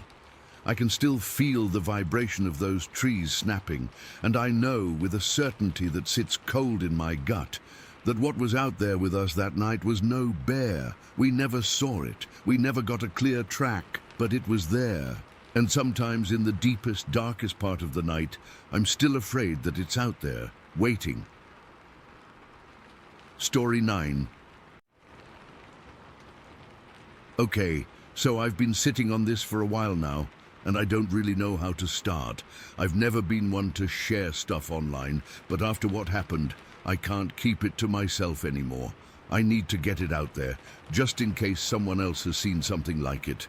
I'm a hunter, have been since I was a kid, and I've spent most of my life in the woods around here. Oregon mostly, in these old forested mountains where the logging companies packed up and left over 15 years ago. The place is overgrown now, quiet in a way that feels heavy, like the trees are holding their breath. I've always felt at home out there, but that day changed everything. It was one of those crisp autumn mornings, the kind where the air smells like damp earth and pine, and the sun hasn't quite burned off the fog yet. I'd been out since before dawn, tracking a Roosevelt elk I'd hit with a shot earlier. It wasn't a clean hit. I could tell from the blood trail, dark and splattered, leading me deeper into this valley I usually avoid. See, this area's been closed off for years, and folks around here whisper about strange things happening, but I've always brushed it off as superstition. I'm a practical guy. I don't believe in ghosts or monsters, or at least I didn't. The blood trail was easy to follow at first, but as I went further in, the trees got thicker and the light started to fade, even though it was only mid-morning. The valley slopes down into this dark, shadowy bowl, surrounded by ridges that block out most of the sun. It's eerily quiet there. No birds, no squirrels chattering, just the crunch of my boots on dead leaves and the occasional rustle of wind. I remember feeling a knot in my stomach, this low-level dread that I couldn't shake. I've tracked wounded animals before, and there's always a tension, but this was different. It felt like I was being watched. I kept going, my rifle snug against my shoulder, my fingers cold even through my gloves. The blood trail led me to this narrow spot between a massive boulder, the size of a small car, and the mouth of a cave. The cave wasn't deep, just a dark opening in the rock, maybe 10 feet wide, with ferns and moss spilling out like it hadn't been disturbed in years. The ground between the boulder and the cave was muddy, churned up, and that's where the blood trail ended. Or rather, it didn't end. It just stopped. Like something had lifted the elk right off the ground. I paused there, scanning the area, my breath fogging in the cold air. My heart was beating a little faster than it should have been, and I remember thinking, this isn't right. I've seen bears drag prey, but this didn't look like bear sign. No claw marks, no fur caught on branches, just this silence, thick and oppressive. I took a step closer to the cave, peering into the darkness. And that's when I heard it, a low, guttural sound, like rocks grinding together. It came from inside the cave. I froze, my grip tightening on my rifle. Part of me wanted to back away slowly, but curiosity, or maybe stupidity, kept me rooted. I inched forward, my boots sinking into the mud, and then I saw it. At first, I thought it was a shadow, something moving in the deep part of the cave, but then it stepped out into the dim light, and my brain just short-circuited. It was huge, taller than any man I've ever seen, maybe 7 or 8 feet tall, and covered in long matted fur that was dark brown, almost black. It walked on 2 legs, but its arms were massive, swinging at its sides like tree limbs, and it was carrying my elk, the Roosevelt elk, which must have weighed 700 pounds, slung over its shoulder like it was nothing, just hoisted there, blood still dripping from where I'd shot it. The thing moved with this eerie grace, not clumsy like a bear, but smooth and deliberate. I stood there, gaping, my mind racing to make sense of it. Is that a bear? No, bears don't walk upright like that. A person in a suit. But no one could carry an elk that easily. This was something else, something I'd only heard about in campfire stories. My heart was pounding so hard I could feel it in my throat, and my hands started to tremble. I didn't even think to raise my rifle. I was just stunned, frozen in place. Then it turned around, its face. God, I'll never forget that face. It wasn't human, but it wasn't entirely animal either. It had these deep-set eyes that gleamed in the shadows, and a broad, flat nose. The mouth was wide, and when it opened I saw rows of teeth, sharp and yellowed, but the worst part was when it let out this sound. A scream mixed with a growl, like nothing I've ever heard. It wasn't loud in a way that hurt my ears. It was deeper, vibrating through my chest, shaking me to my bones. It felt ancient, primal, like the forest itself was screaming at me. That sound broke whatever spell I was under. Panic hit me like a physical blow. My legs gave out for a second, and I stumbled back, my bladder letting go. I felt the warm wetness spread through my pants, but I didn't care. All I could think was, run now. I dropped my rifle. I didn't even realize I'd let go of it until later, and I turned and ran. I've never run like that in my life. It was a dead sprint, blind and frantic, through thick underbrush and over fallen logs. Branches whipped at my face, tearing at my clothes. But I didn't feel any of it. All I could hear was that scream echoing in my head and the thud of my own feet pounding the ground. My breath came in ragged gasps and my vision narrowed to the path ahead. I didn't look back. I couldn't. I just kept running, driven by pure, raw fear. The valley seemed to stretch on forever, but I knew I had to get to the old logging road where I'd left my truck. To get there, I had to cross a barbed wire fence that marked the boundary of the closed-off area. It was rusty and sagging, but it was still there, about 4 feet high. I remember reaching it, my chest heaving, and I didn't even slow down. I just threw myself at it, squeezing through the gap between the wires. The barbs caught on my jacket, ripping it, and one dug into my arm, but I barely noticed. I tumbled through to the other side, landing hard on the ground, and scrambled to my feet without looking back. I didn't stop running until I reached my truck, parked a half-mile down the road. I fumbled with the keys, my hands shaking so bad I could barely get the door open. I jumped in, locked the doors, and just sat there, trembling. My whole body was shaking, my legs, my arms, even my teeth were chattering. I could still smell the wetness in my pants and the coppery tang of fear in my mouth. I stared out the windshield, expecting to see that thing crashing through the trees after me, but nothing came. The forest was silent again, like nothing had happened. I sat there for what felt like hours, just trying to catch my breath and make sense of it all. My mind kept replaying the image of that thing, the fur, the eyes, the way it carried the elk, and that sound. I can still hear it sometimes when I close my eyes.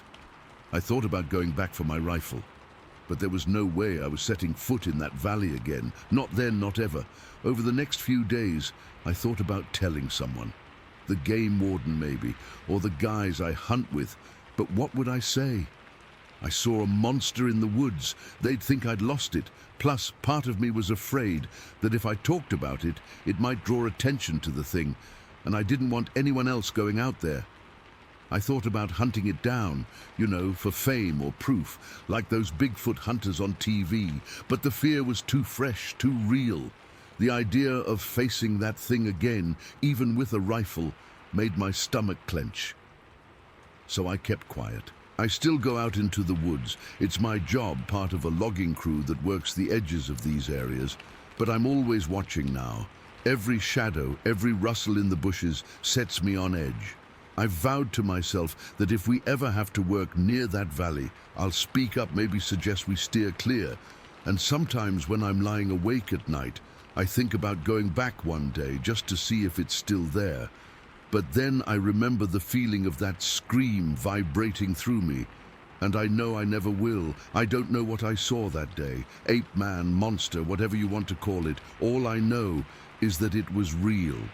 And it changed how I see the woods forever. I used to love the solitude out there. But now it feels like I'm never alone.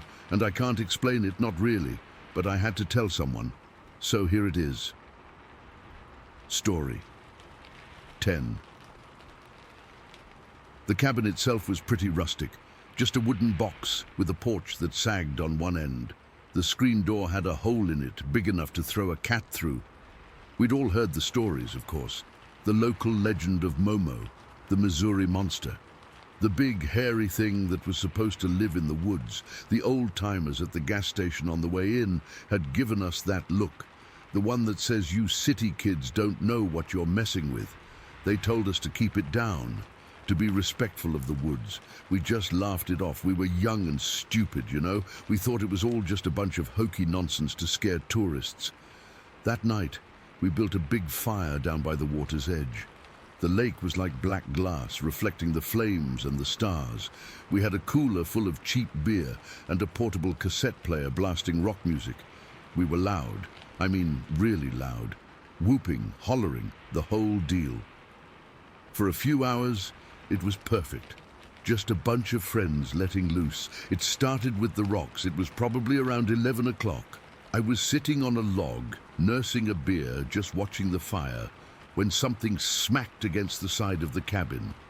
It wasn't a loud bang, more like a solid thump. I figured maybe a pine cone had fallen from one of the tall trees. Then another one hit, and another. They were coming from the tree line, from the absolute darkness beyond our circle of firelight. "Hey, knock it off," Matt yelled, thinking it was one of us messing around. But we were all accounted for, all sitting right there. The thumping changed. It wasn't just one at a time anymore. It was a volley. A handful of something, pebbles, chunks of wood, came raining down on the tin roof of the cabin. Ping, ping, ping, thud. It was relentless. We all shut up. The music was still playing, some guitar solo wailing into the night, and it suddenly felt obscenely loud. I remember the feeling in my gut, a cold knot tightening. This wasn't a prank. The stuff was being thrown from different spots along the tree line, like there was more than one person or thing out there. Then the music died as someone had the sense to hit the stop button. In the sudden, heavy silence, we heard it. It wasn't a growl. It wasn't a howl. It was a whoop, a deep, guttural whoop-whoop sound that seemed to come from right in front of us. Then another answered from our left, deeper in the woods. It was a weird, hollow sound, like someone blowing across the top of a giant bottle, but it was loud. It carried through the trees and echoed just a little over the water. The sound didn't belong to any animal I knew. It was intelligent. It felt like a warning. Matt, trying to be the tough guy, the host, puffed out his chest. "Relax, everyone, it's just coyotes. They sound weird sometimes." But it wasn't coyotes. I'd heard coyotes my whole life. Their yips and howls are high-pitched, frantic. This was different. This was low, powerful, and it had a rhythm to it. It was communication. We all sat there, frozen, for what felt like an hour, but was probably only 10 minutes. The throwing had stopped, but the whooping continued, moving around us in a wide circle, before it eventually faded away into the distance. We didn't say much after that. We doused the fire and went inside, locking the flimsy door and pushing a chair under the knob. Nobody slept well. Every creak of the old cabin, every rustle of leaves outside made my heart jump into my throat. The next morning, the sun came up like nothing had happened. The lake was calm and beautiful. The terror of the night felt a little silly in the daylight, but it was still there, a low hum in the background. Some of the girls had gone down to the shore to skip stones, and they came running back, their faces pale. They said they saw something big and hairy, like a bear but not quite, down by the water where we'd cleaned some fish the day before. It was just standing there, they said, looking at the pile of fish guts. Then it loped off into the trees on two legs. We all went down to look. There were footprints in the mud, big, wide prints that were vaguely human-shaped but way too broad with deep toe impressions. And the fish guts were gone, licked clean. That's when Matt got his .22 rifle. It was a small caliber, really only good for squirrels. "Come on," he said to me, his voice tight. "Let's go see if we can find what's been messing with us. Maybe it's just a bear." I didn't want to go. Every cell in my body was screaming at me to get in my car and drive back to town and never come back. But you don't say that to your friends. You don't show that kind of fear.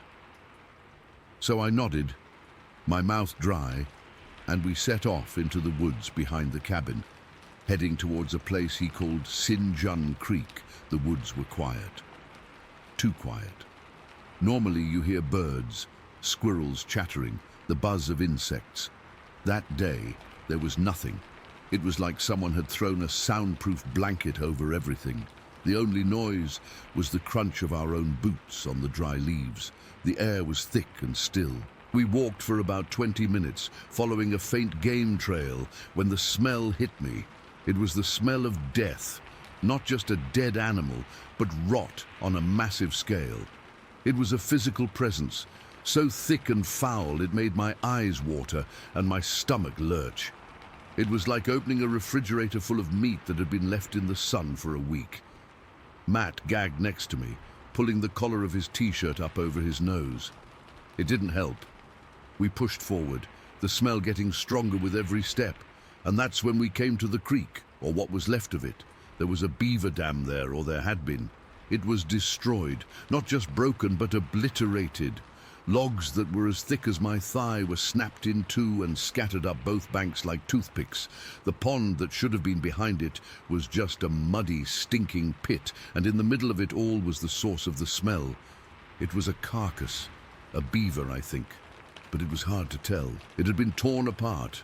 I'm not talking about eaten, I'm talking about ripped.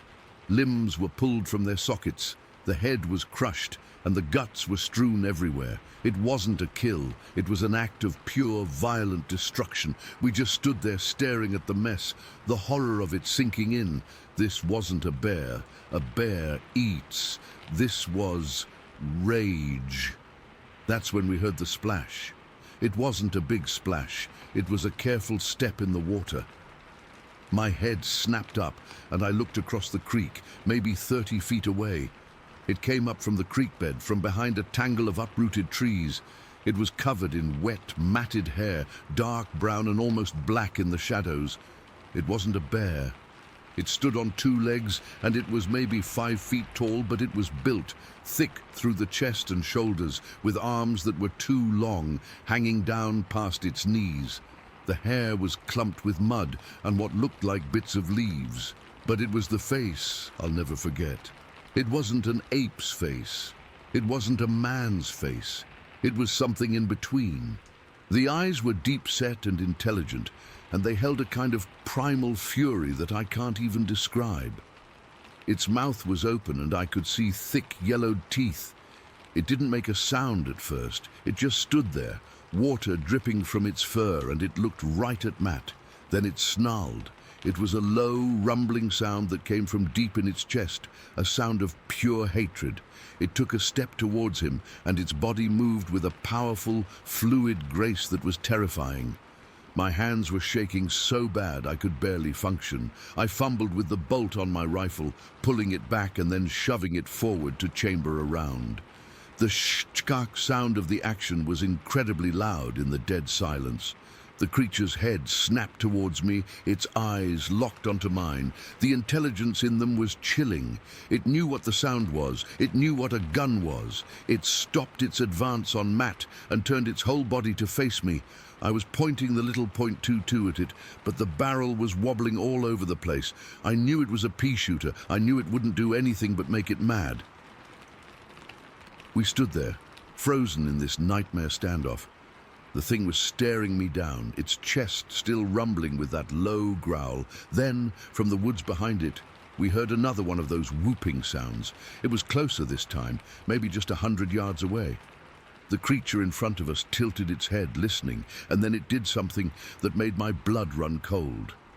It clicked. It made a sharp, clear clicking sound with its tongue or its teeth, a tick-tick-tick noise, like it was answering. It was communicating. It was telling the other one where we were. It gave me one last look, a look that said it knew me, that it would remember me, and then it moved. It didn't run. It bounded, it turned, and in 2 powerful strides it was across the creek and into the thick undergrowth. It didn't crash through the brush. It just vanished. It was unnaturally fast and utterly silent. We didn't move. We didn't speak. We just stood there in that stinking mud, listening to the absolute silence return. The spell was broken by the sound of my own heartbeat pounding in my ears. We finally turned and ran. We didn't look back. We just ran, crashing through the woods like madmen, back to the cabin, to the cars, to what we thought was safety. We packed up in a blind panic, throwing everything into our trunks without a word. We didn't even say goodbye. We just got in our cars and sped down that dirt road, dust flying everywhere. We didn't talk about it for weeks, not a word. When we finally did, it was in hushed tones, over beers in a well-lit bar in the city. We all knew. We didn't need to say its name. We had ignored the warnings.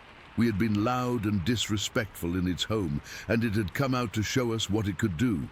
We had faced Momo, and the terror of that thing's human-like, knowing eyes, and the sheer raw power in its body is something that has never ever left me. I still dream about it, about the click and the way it looked at me just before it disappeared into the trees. Story 11. My room was dark, but a bright, almost blue moonlight was streaming in through the window. It was one of those clear, cold nights where the moon feels like a spotlight. I was lying on my side, facing the window, and my bed is positioned so I have a direct view out into the backyard. The yard slopes down from the house for about 50 yards before it meets the tree line.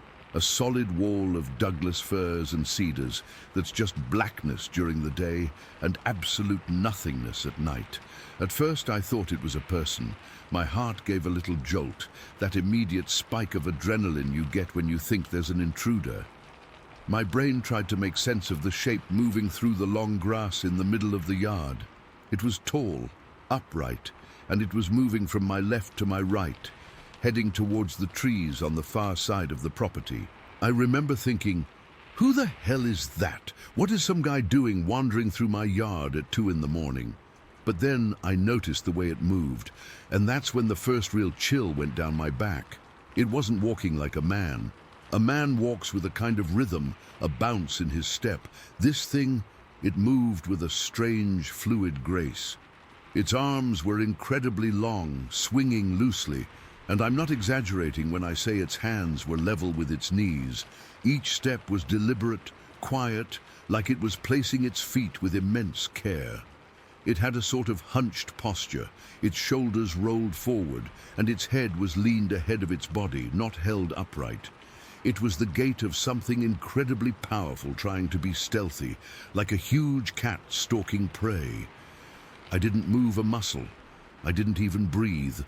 I just lay there, frozen, my eyes glued to the window. The screen on the window has a little tear in the corner, and I remember staring right through that tear, focusing on the creature as it passed through a patch of direct moonlight. That's when I saw it clearly for the first time, and any last thought that this was a person just vanished. It was covered head to toe in hair, thick, shaggy, dark brown hair that looked almost black in the moonlight, but with a reddish tinge where the light hit it directly. It wasn't fur like a bear, which looks matted and clumpy. This was more like a dense, heavy coat. I could see the muscles moving underneath it across its back and shoulders. It was massive. I'm 6 feet tall, and this thing had to be at least 7.5, maybe 8 feet tall. Its head was large and conical, sort of like a gorilla's, but more pointed at the top, and it was set directly on its shoulders, with no real neck to speak of. I couldn't see its face clearly from that angle, just the profile, but I got the impression of a heavy brow ridge. It was about halfway across the yard now, and the terror was starting to set in properly. This wasn't fear of a person anymore. This was a primal, gut-wrenching fear, the kind of fear that tastes like copper in your mouth. My heart wasn't just beating fast, it was slamming against my ribs, a painful, frantic hammering that I could feel in my throat and my ears. My hands were clutching the sheet, and they were so cold and sweaty. I remember a single drop of sweat trickling from my temple down the side of my face, and I was too scared to even lift a hand to wipe it away. I kept praying it would just keep walking, that it would just melt into the trees and be gone. But then it stopped. It was at the far edge of the yard, right where the grass gives way to the ferns and the fallen branches of the forest. It just stopped dead in its tracks, and then slowly it started to turn its head. It was going to look back. I could feel my bladder go weak. I wanted to close my eyes, to hide, to make myself invisible. But I was paralyzed. I couldn't look away. Its head turned fully towards the house, towards my window. The moonlight finally hit its face. I didn't see glowing red eyes or anything like that. Its eyes were deep set, shadowed by that heavy brow, but I could see them. They were dark, intelligent. They weren't the dumb, blank eyes of a deer. They were assessing, knowing. It looked right at my window, right at me. I know it saw me. I know it knew I was there, watching. In that moment, time just stopped. The whole world shrunk down to that patch of moonlit grass and this thing staring back at me. I could hear the blood roaring in my ears. My breath was caught in my chest, a tight, painful knot. I was certain it was going to charge the house. I imagined the sound of the window shattering, the door being torn off its hinges. I was a rabbit frozen in the gaze of a wolf. And then it just turned away. It swung its head back towards the trees, took one last fluid step, and was gone. It didn't crash into the forest, it didn't make a sound. 1 second it was there, a solid, hulking silhouette against the dark trees, and the next second it had simply vanished into the shadows. It moved with such silence it was unnerving. Something that big shouldn't be able to move that quietly. I stayed frozen for what felt like an hour. I didn't move until the first hints of dawn started to turn the sky from black to a deep, dull gray. My body was stiff, aching from the tension. When I finally managed to sit up, every joint popped. My t-shirt was soaked through with cold sweat. I crept to the window and looked out. The yard was empty, just grass swaying slightly in the pre-dawn breeze. It looked perfectly normal, peaceful even, but I knew what I had seen. Later that morning, when the sun was properly up, I went outside. I had to see if there was any proof, any sign that I wasn't going completely insane. The grass was dewy and cold on my bare feet. I walked to the spot where it had stopped and turned. The grass was flattened there, but that could have been from anything. A deer, the wind. I walked the path it had taken from one side of the yard to the other, and then I saw it. About 10 feet from the tree line, in a patch of soft, wet earth between two tufts of grass, was a single footprint. It wasn't a bear print, I've seen plenty of those. A bear print has clear claw marks and a different shape. This was long, maybe 18 inches from heel to toe and wide. It looked almost human, but not quite. The arch was flatter, and the toes seemed splayed. The impression was deep, much deeper than my own foot would make. Whatever made it was heavy, incredibly heavy. I just stared at it. My heart started doing that frantic pounding again. This was real. It was real. I thought about getting my phone to take a picture, but I didn't. What was the point? Who would believe me? They'd say it was a hoax, that I made it myself. They'd say I was crazy. I just stood there looking from that single, impossible print to the dark, silent wall of trees. That's when the real, lasting fear set in. Not the heart-pounding terror of the night before, but a cold, sinking dread. This thing was out there. It had been in my yard. It had looked at me. I never told anyone. Not my brother, who lives an hour away. Not the guys at the local hardware store. Nobody. What would I even say? Hey, saw a Bigfoot in my yard the other night. They'd laugh, or worse, they'd look at me with that pitying expression people reserve for the mentally unwell. But I know what I saw. I think about it all the time. Sometimes, on quiet nights when the wind is just right, I find myself standing at that same bedroom window, staring out into the dark. Part of me is terrified, my skin crawling with the memory, praying I never see it again. But there's another part, a smaller, crazier part, that hopes I do. I can't explain that feeling. It's like an itch in my brain. I just need to know. I need one more look to confirm that I'm not insane, that it was real. And that's the scariest part of all, this stupid, tiny hope mixed in with all the fear. Because I know if I ever see it again, that look in its deep-set eyes, it might not just walk away. Story 12. The sun was starting to dip low in the sky, casting long shadows across the fields. We'd spent the afternoon with family, chatting and having a nice time, and Christine was tired but happy in the passenger seat. She was just a kid then, full of life. And I remember her humming along to the radio, which was playing some old tune I can't even recall now. The car was an old sedan, nothing fancy, and it had been acting up a little lately. But I didn't think much of it. We were on Mental Road, heading toward Nadau Road, which is mostly farmland and woods out there. Quiet, peaceful, the kind of place where you don't expect anything bad to happen. I was driving, keeping my eyes on the road, when suddenly there was this bump. Not a huge crash, just a dull thud, like we'd hit something small, maybe a rock or a branch. I remember my heart skipping a beat, and I glanced over at Christine to see if she was okay. She was fine, just startled, and she said something like, "What was that, Mom?" But before I could even answer, everything went sideways. Out of nowhere, this hairy arm shot through the open window on her side. It happened so fast, I didn't even have time to process it.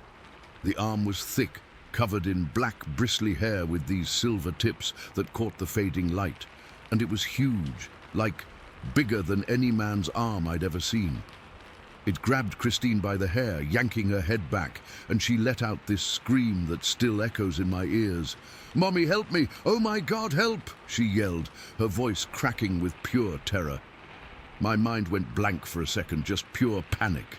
I yelled at her to get the car going, to step on the gas or something, but the engine sputtered and died. It just stalled out like it had given up on us. I remember fumbling with the keys, trying to turn it over, but nothing happened. The whole car was shaking because this thing, this monster, was banging Christine's head against the side of the car. Not hard enough to knock her out, but enough to make an awful thumping sound over and over. I could see its hand, all tangled in her hair, and the force of it made her body jerk with each impact. I don't know how to describe the size of it, but it was at least 7 feet tall, maybe more, and built like a bear, but standing on 2 legs. It was covered in that black hair, and its eyes, I didn't get a good look, but I remember they were dark and intense, focused on her like she was prey. The smell hit me then, this musky, earthy stench, like wet dirt and rot, and it made my stomach turn. Christine was crying, struggling, but she couldn't break free. Her face was pale, and I saw a trickle of blood where the hair was being pulled too tight. In that moment, something snapped in me. I knew I had to do something, but I was frozen for what felt like forever. Then, without even thinking, I threw open my door and jumped out. I didn't have a plan. I just knew I had to get help.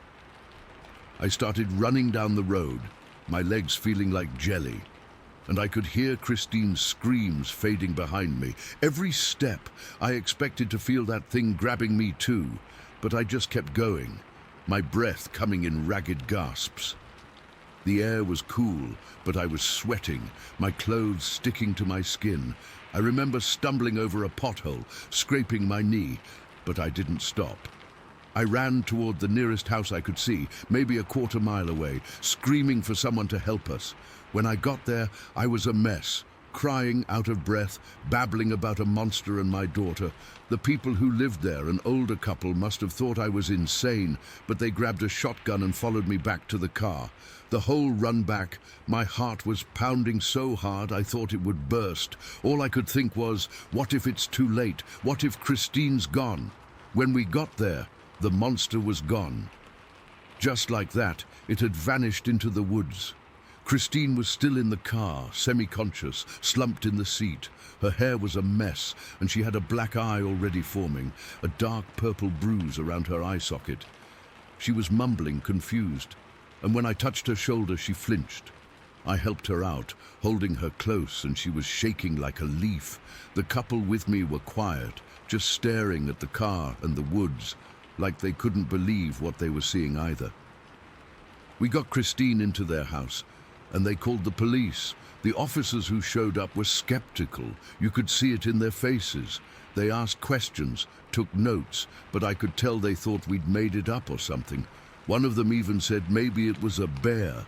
But I know what I saw. Bears don't stand up like that, and they don't have arms that long or hands that can grab hair like that. They patrolled the area for a bit but didn't find anything.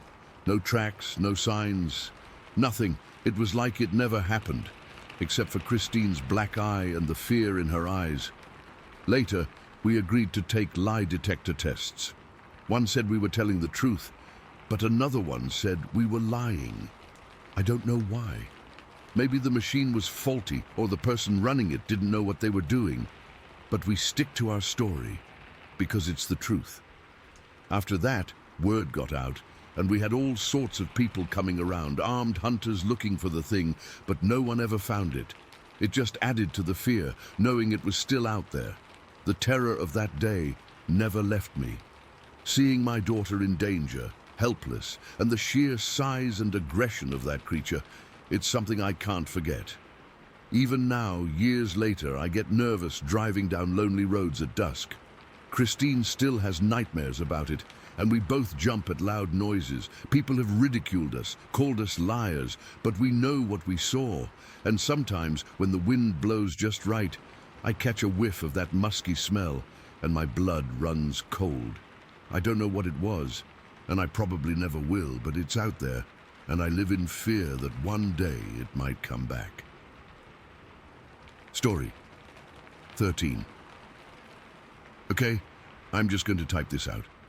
I've never written it down before, never really talked about it except that one time to my wife, and she just looked at me like I'd lost my mind. But I found this place online, and I figure if anyone might get it, it's you all. This happened a long, long time ago, back in 1962. I was 15 years old. My dad and my grandfather decided to take me on a proper hunting trip, a kind of coming-of-age thing, up in the mountains of Oregon. It was late September, I remember, because the air had that bite to it, that clean, cold smell that tells you summer is well and truly gone. We'd driven for hours, then hiked even farther, deep into this national forest, until we found this perfect spot by a lake. It was so still, so quiet, like the world was holding its breath. The water was like a sheet of dark glass, reflecting the tall, dark green firs and the grey sky. We set up camp right there on the shore, a simple canvas tent and a fire ring made of stones we gathered. The hunting had been good. We'd gotten a deer on the first full day, a nice buck. My grandfather, he was a man of few words, but he'd clap me on the shoulder when I made the shot, and that meant more than any speech. We'd field dressed it and hung it high in a tree a good distance from camp, the way you're supposed to. That evening we were feeling good, tired, but the good kind of tired that comes from using your body all day. We'd eaten a big dinner of beans and sausages cooked over the fire, and the three of us decided to climb up to this rock ledge that overlooked the lake and the valley beyond. It wasn't a tough climb, maybe 10 minutes up a steep dirt and rock incline. The ledge was flat and wide, like a natural balcony, and it gave you this incredible, sweeping view. We were just sitting there, not talking much, just watching the light fade. The sun was gone behind the mountains, but the sky was still lit with this deep orange and purple glow. It was so peaceful. I was just tracing the shape of the opposite slope with my eyes, following the tree line, when I saw it. Movement. At first, I thought it was a bear. That was the logical thing, but it was wrong.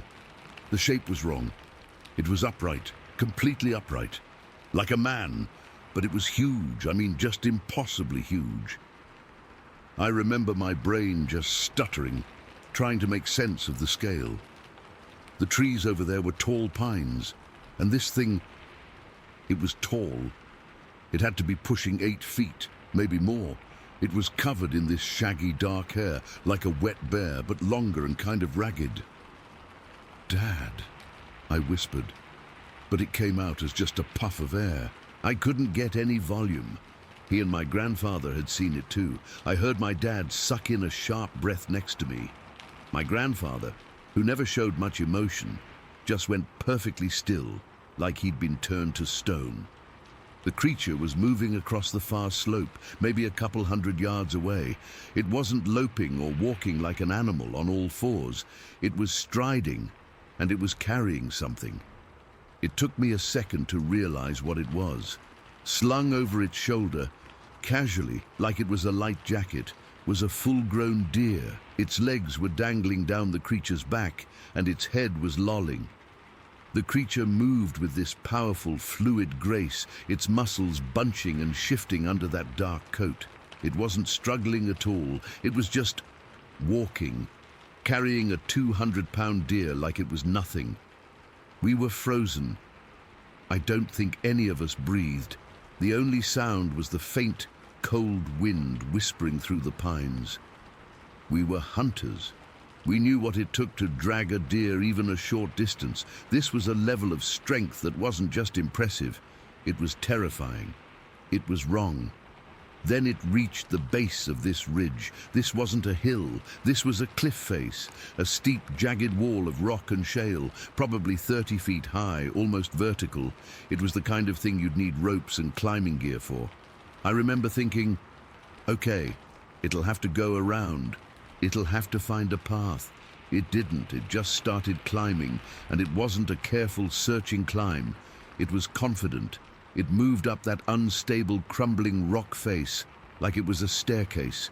It would reach up with one long, powerful arm, find a handhold we couldn't even see from that distance, and just pull its entire massive weight, plus the weight of the deer, upward. Its feet, which I couldn't really see clearly, seemed to find purchase on ledges that looked no wider than my finger. There was no hesitation, no slip. The rock was loose. I could see little cascades of gravel and dirt trickling down behind it with every move it made. That was the moment the real terror set in. Not the fear of being seen, not yet. It was the fear of witnessing something that should not be. This wasn't a bear. A bear couldn't do that. A man couldn't do that. Nothing I knew of, nothing I had ever even heard of in my whole life could scale a wall like that with such casual brute power while carrying a full-grown deer. Its size against the rock was what really drove it home. It just dwarfed the landscape. The trees looked small next to it. The rock face, which had seemed so imposing to me, looked like a child's climbing wall under its bulk. I could see the definition in its shoulders and back, the sheer mass of it. The deer on its shoulder looked like a kid's toy.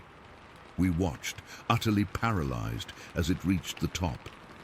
For a second it paused, silhouetted against the bruised twilight sky. It was just a massive black shape, a cutout of something primal and ancient, and then it was gone. It just stepped over the ridge and vanished into the darkening forest on the other side. The silence it left behind was heavier than any noise. It was a thick, pressing silence. We didn't move for what felt like 10 minutes. I was shivering, but not from the cold. My heart was hammering against my ribs like it was trying to get out. My hands were clenched into fists so tight, my nails had left little half-moon cuts in my palms. I only noticed the pain later. My dad was the first to speak. His voice was low and rough. stripped of all its usual authority. What in God's name was that? My grandfather didn't answer. He just shook his head slowly, his eyes still glued to the spot where the thing had disappeared. None of us had an answer. We sat there until the last of the light was gone and the stars started coming out cold and sharp in the black sky. We didn't say another word. We just sat in the dark, listening to the normal night sounds, the crickets, the distant call of an owl, and feeling like the world wasn't normal anymore. The woods, which had felt so familiar and welcoming just an hour before, now felt alien and watchful. We finally made our way back down to camp in the dark, using one flashlight, its beam seeming pathetically small and weak. The walk back was awful. Every snap of a twig, every rustle in the bushes made me jump.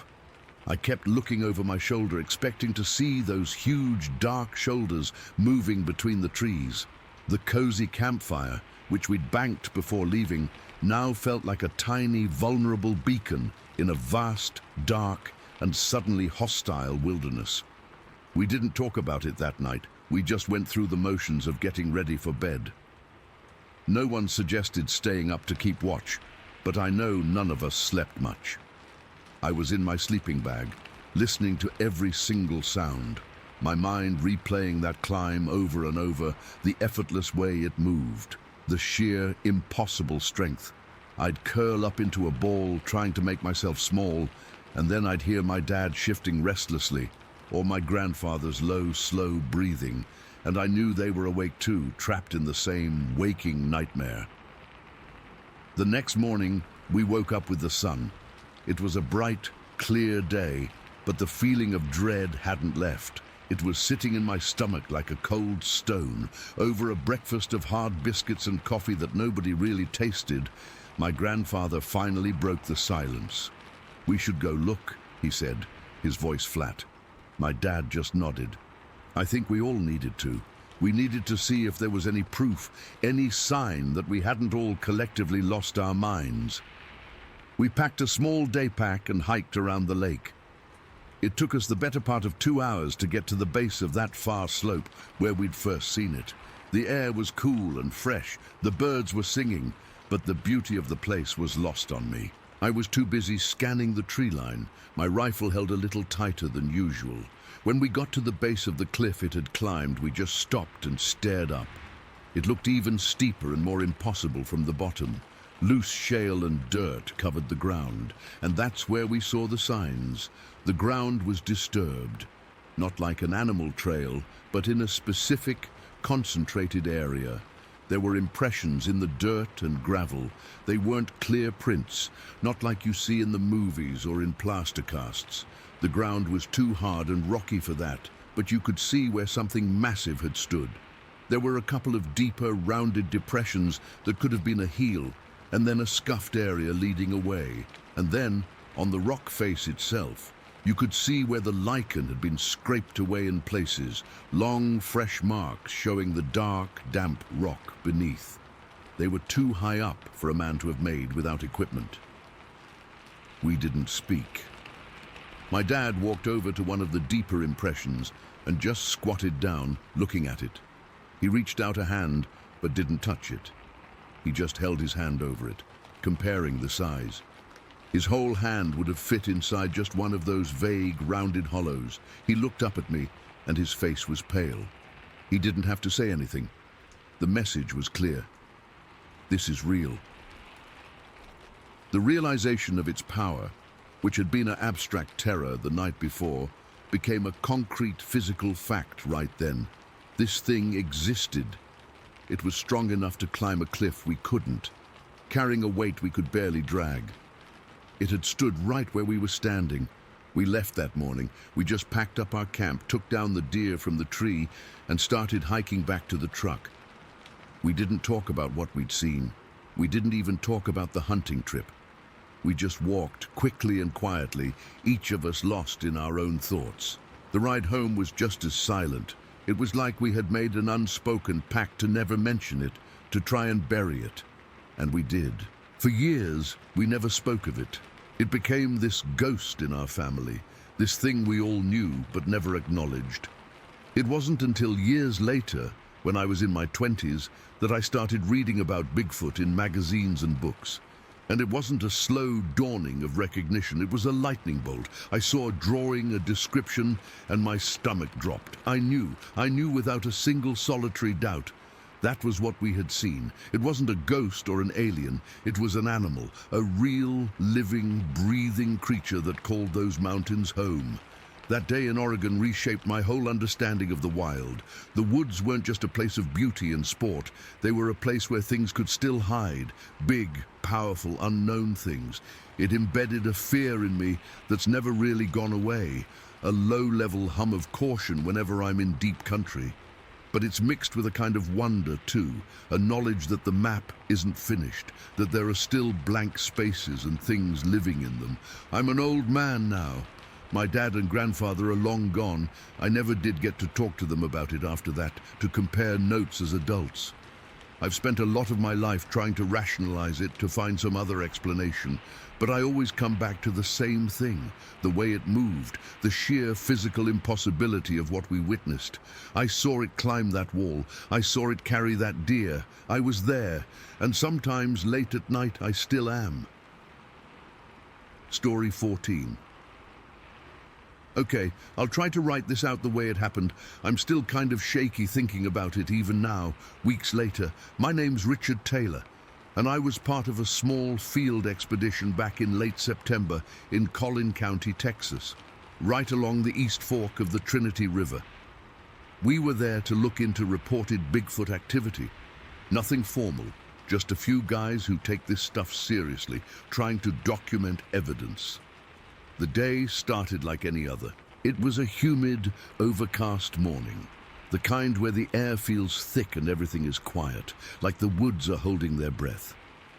We'd been out since just after sunrise, checking out some stick structures and a few possible footprints we'd found the day before. The mood was focused but casual. We were all researchers, but we talked like regular guys, joking around a little to cut the tension. Nobody really expects to see anything, you know? You hope for a print, maybe some hair samples, something you can bag and tag. You don't expect to lock eyes with one. I was scanning the creekside with my 7x50 binoculars, just slowly sweeping the area. The Trinity River's East Fork isn't some pristine wilderness. It's got a lot of brush, thickets, fallen trees from past floods. It's messy. I was looking for anything out of the ordinary. Broken branches, maybe a nest, anything. Then I saw it. It was subtle, just a white glistening among the green and brown of the leaves and shadows. At first I thought it was a patch of fungus, or maybe a plastic bag caught in the branches. But it was too still, too intentional. I adjusted the focus on my binoculars, my fingers feeling clumsy and thick. The image sharpened and my stomach dropped. It wasn't a bag. It was a face, a facial shape, mostly hidden behind a tangle of brush, but unmistakable. It was peering right at me. The skin around its eyes and what I could see of its muzzle was a pale, light grey, almost whitish, and it had this weird, wet gleam to it, like it was slick with sweat or moisture from the air. Its eyes were dark, just two deep-set pits. But I felt them looking right into me. The hairs on my neck didn't just stand up. It was like every single one of them tried to crawl off my skin. A cold wave washed over my back, and my heart started hammering against my ribs so hard I could feel it in my throat. This wasn't excitement. This was pure, undiluted fear, the kind that freezes you for a second, makes your breath catch. I was still looking through the binoculars, and it was still looking right back at me. It wasn't moving. It was just watching. I lowered the binoculars slowly, my hands trembling. I didn't want to make any sudden moves. I glanced at the other guys. They were about 30 yards away, examining a possible bedding site, not paying any attention to me. I looked back at the spot. Without the magnification, it was just vegetation. But I knew it was there. I knew it. My mind was racing. I had to get closer. I had to confirm this. I signaled to the others. A quick wave, but they were engrossed. I figured I'd just move in a little, get a photo, something. I started walking toward the spot, my boots crunching softly on the leaf litter. My mouth was dry, every step felt too loud. The air was so still, not even a breeze. I could hear the blood pounding in my ears. I was maybe 15 yards away when I decided to cut slightly to the left to get a better angle through the brush. I wasn't looking at my feet. I was laser focused on that spot in the trees. And then my boot caught on something solid and unforgiving, a fallen log, half rotted and covered in moss, completely hidden by the undergrowth. I went down hard. It wasn't a graceful stumble. It was a full-on sprawl. The wind got knocked out of me and my binoculars swung and smacked me in the chest. For a few seconds I just lay there, gasping, my face in the damp leaves, the smell of dirt and decay filling my nose. My knee throbbed where it had hit a rock. My palms were stinging, scraped raw. I pushed myself up, my heart now a frantic drumbeat of panic and embarrassment. I scrambled to my feet, my eyes darting back to the spot. It was gone. The space where the face had been was just empty shadows and leaves. Nothing. But off to the side, a single bush was swaying, its branches trembling back and forth like something had just pushed past it. There was no wind, nothing else was moving. The others heard me fall and came over, asking if I was okay. I was breathing heavy, pointing toward the bush, stammering about what I'd seen. They looked, but of course there was nothing to see now, just a quivering bush settling back to stillness. I felt a hot flush of frustration. I knew what I saw. I described it. The light grey hair, the pale glistening skin, the way it stared right at me. One of the guys, he nodded, trying to be supportive, but I could see the doubt in his eyes. A grey Bigfoot? Most reports are dark brown or black. It sounded off even to me, but I knew what I saw. We decided to press on, to investigate the area where I'd seen it. The fear was still there, a cold knot in my gut, but it was mixed with this desperate need for proof. We moved cautiously, our chatter gone, replaced by a tense silence. We started recording audio just in case, and then we heard it. A sound from deeper in the woods, away from the river. It wasn't a howl or a growl, it was a whooping call. A series of them, actually. It's hard to describe the sound. It was deep, guttural, but it had this clear, whooping quality that carried through the trees. It didn't sound like any animal I know. Not a coyote, not an owl. It was too structured, too deliberate. We all froze, just listening. The whoops came again, closer this time.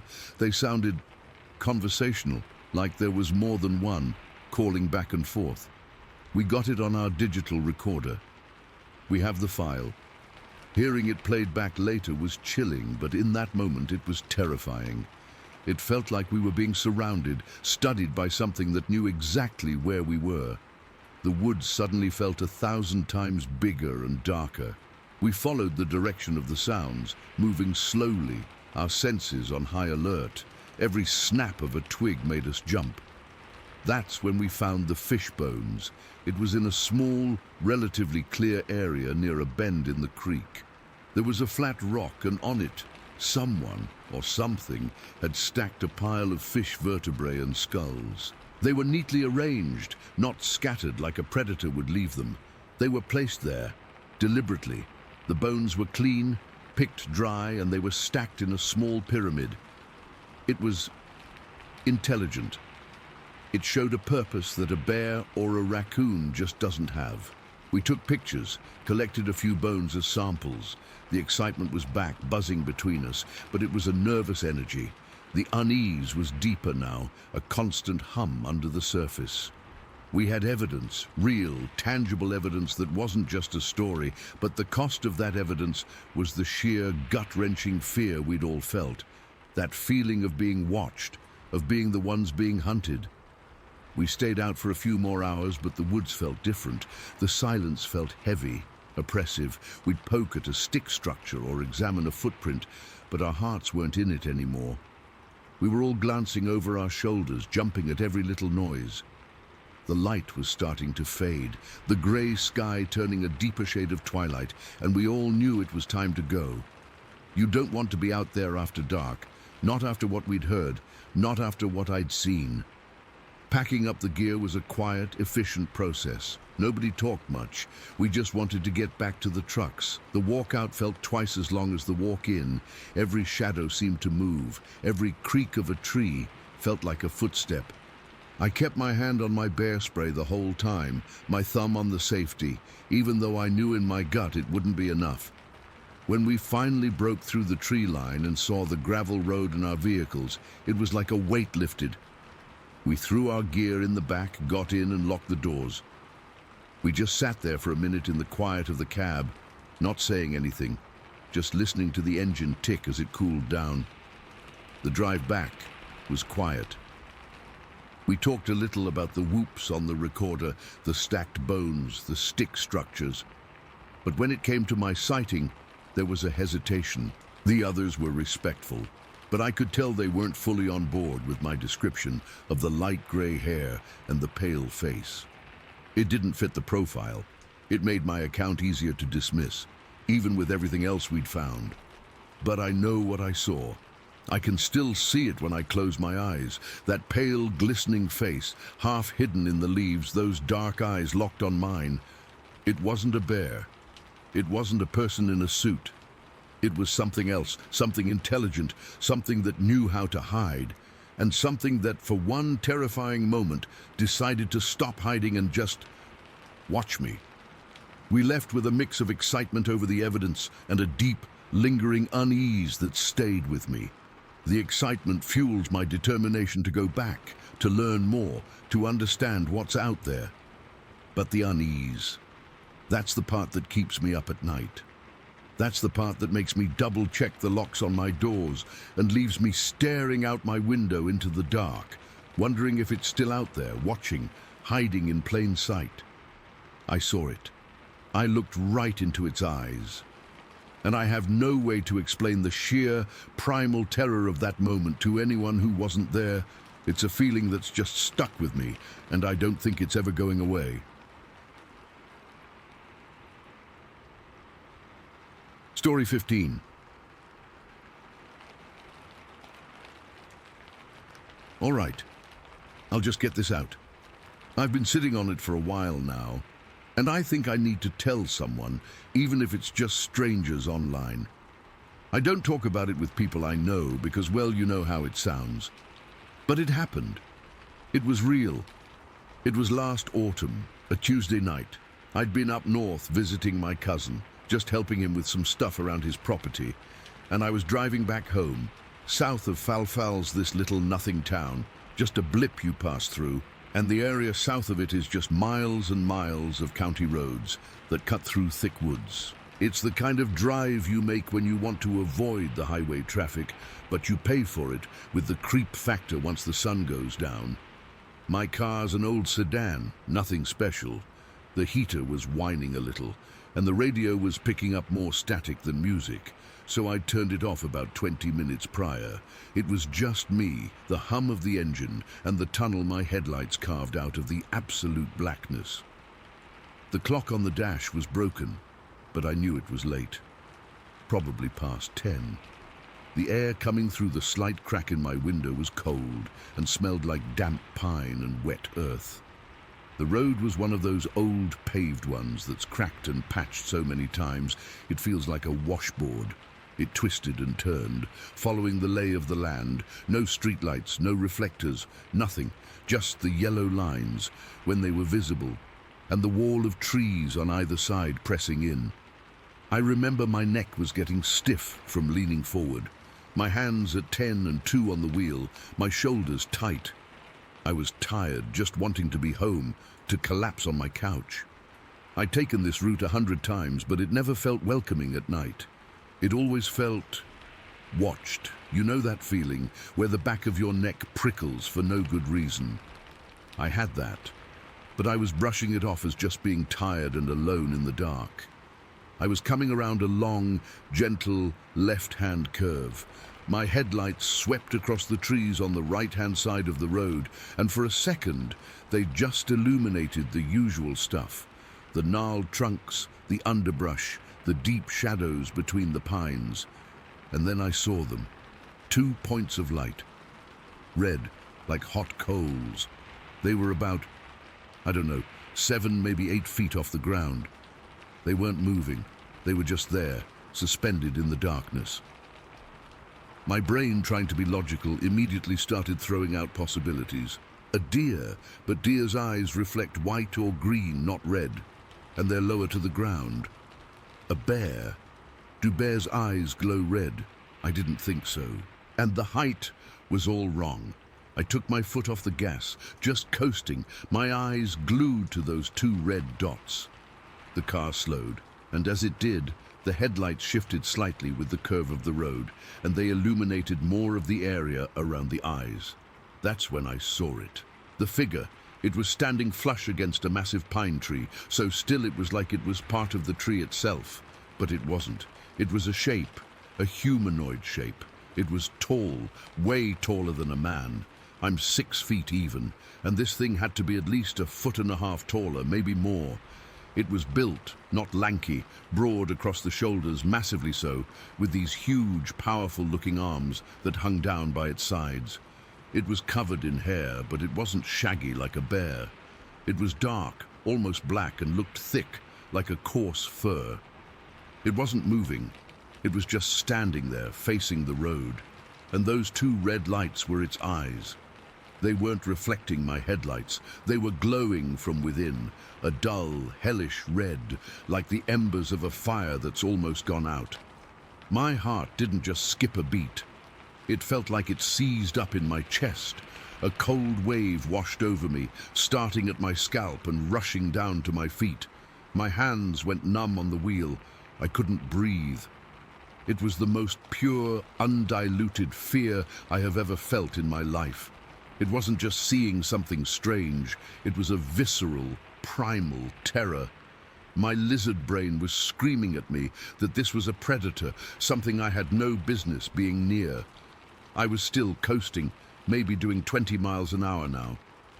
The car was creeping past the spot where it stood, and as the front of my car drew level with it, the thing turned its head. It wasn't a quick, jerky movement. It was slow, deliberate. The kind of movement that speaks of a powerful, controlled musculature. Its head, which was blocky and sat low on those massive shoulders, rotated towards me, and those red eyes, they tracked the car.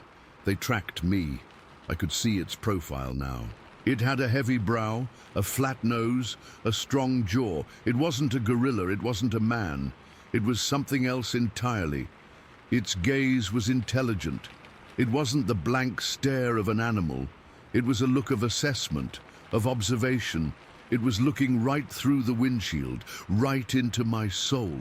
I felt naked, exposed, like it could see every single one of my fears. My foot, which had been hovering over the brake, slammed down on the gas instead. It was pure instinct. Run. Get away. The old sedan's engine roared, protesting the sudden demand, and the car lurched forward.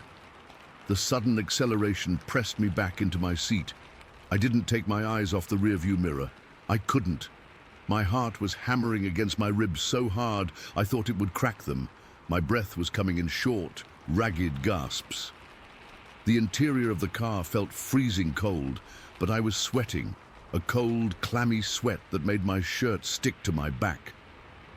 In the mirror, I saw the spot where it had been. The red eyes were gone. The figure was gone.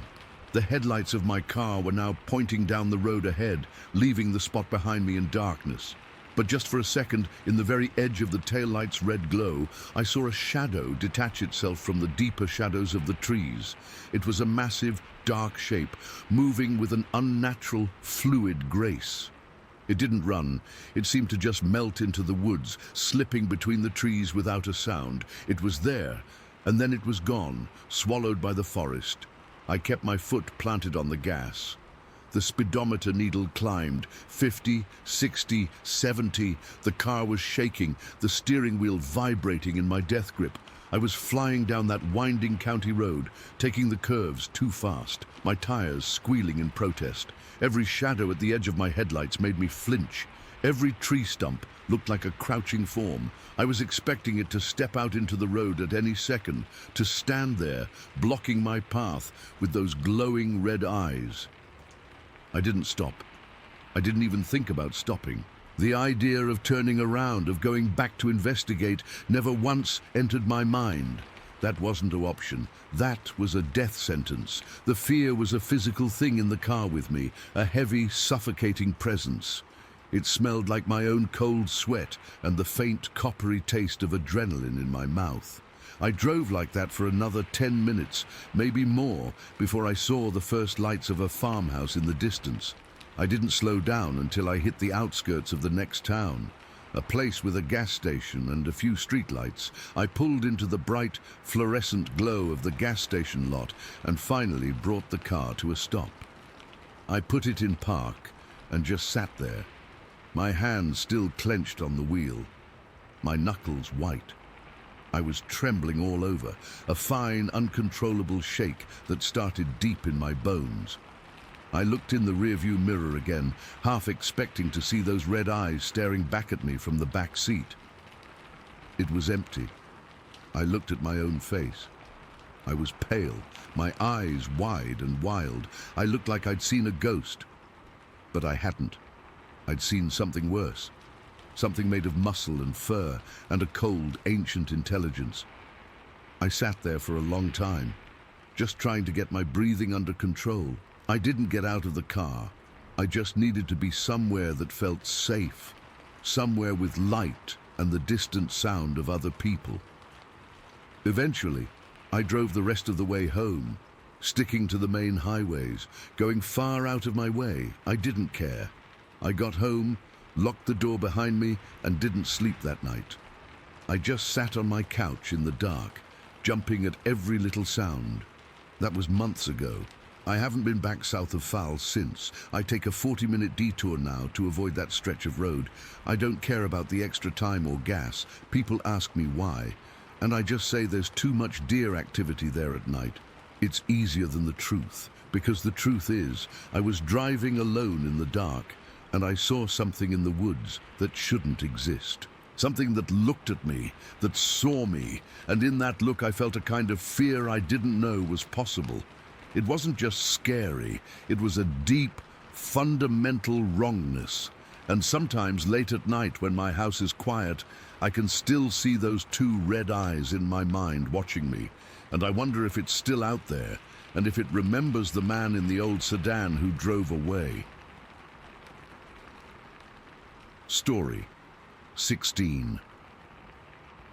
Okay, so this happened about 5 years ago, but it feels like yesterday because it's stuck with me ever since.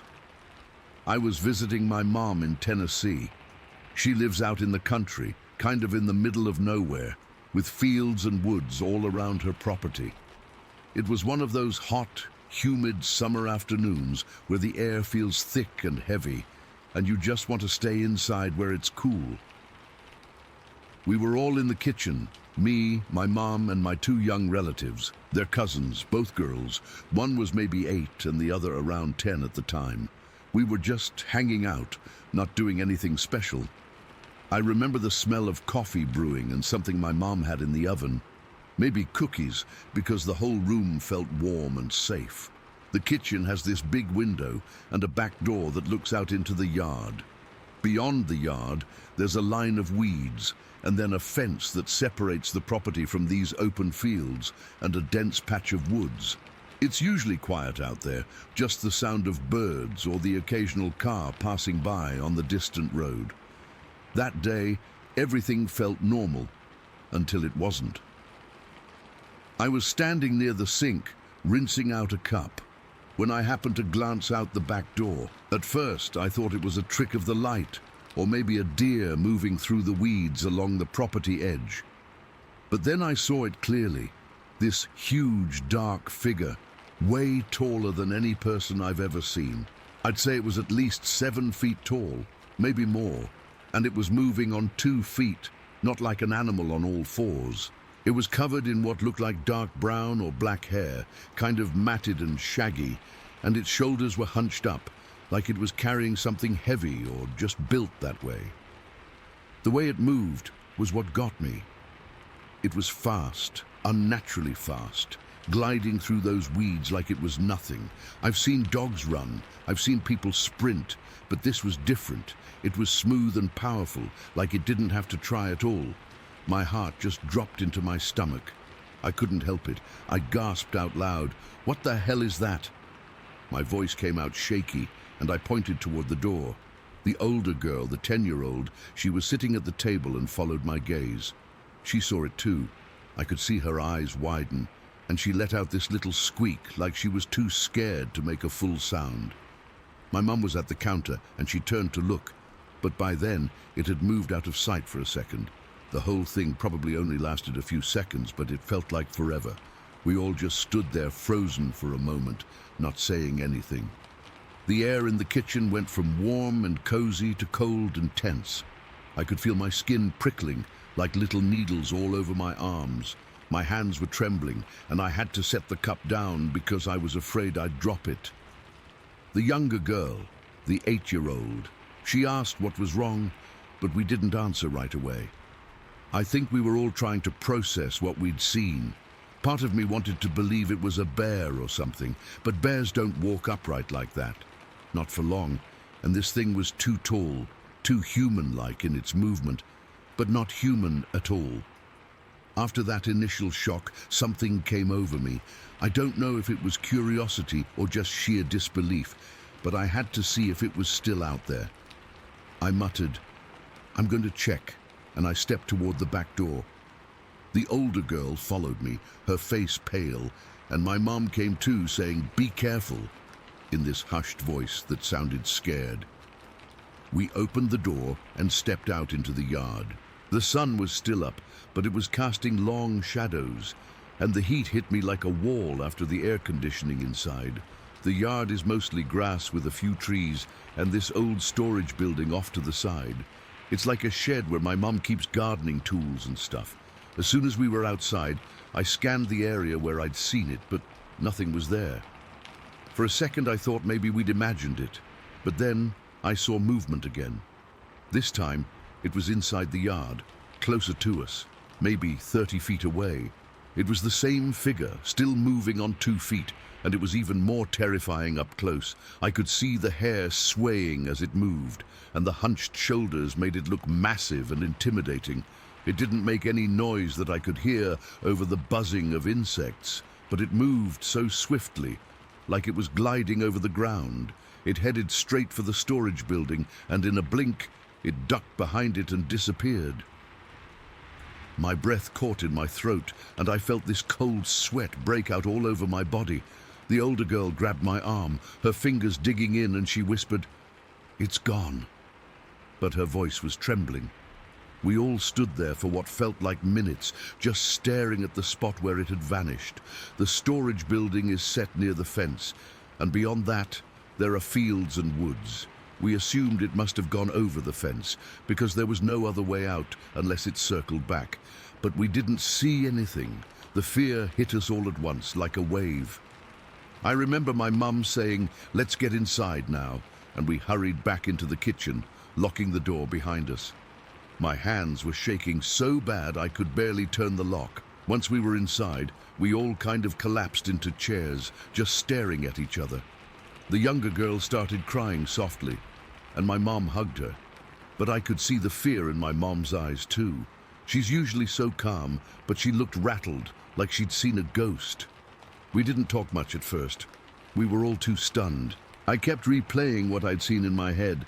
The height, the speed, the way it moved without any effort. It wasn't clumsy or awkward. It was efficient, almost graceful in a creepy way. I thought about the hair. It wasn't like fur on an animal. It was thicker, more like what you'd see on a person if they were covered in it, but wild and unkempt. The hunched shoulders made me think it was strong, like it could easily tear through anything if it wanted to.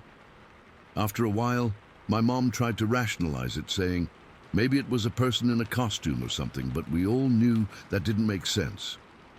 Who would be out there in this heat, dressed like that, moving that fast?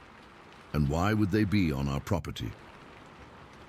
The older girl, she was quiet, but she kept looking out the window like she expected it to come back. I asked her what she saw, and she described the same thing. Tall, dark, fast-moving. That confirmed it for me. We hadn't hallucinated it together. We decided not to go back out or look for tracks. Honestly, the thought of following it never even crossed my mind. I was too scared. What if it was still out there watching us? The idea sent chills down my spine. We stayed inside for the rest of the day, and as it got darker, the fear just grew. Every little noise made us jump. The creak of the house, the wind rustling leaves outside.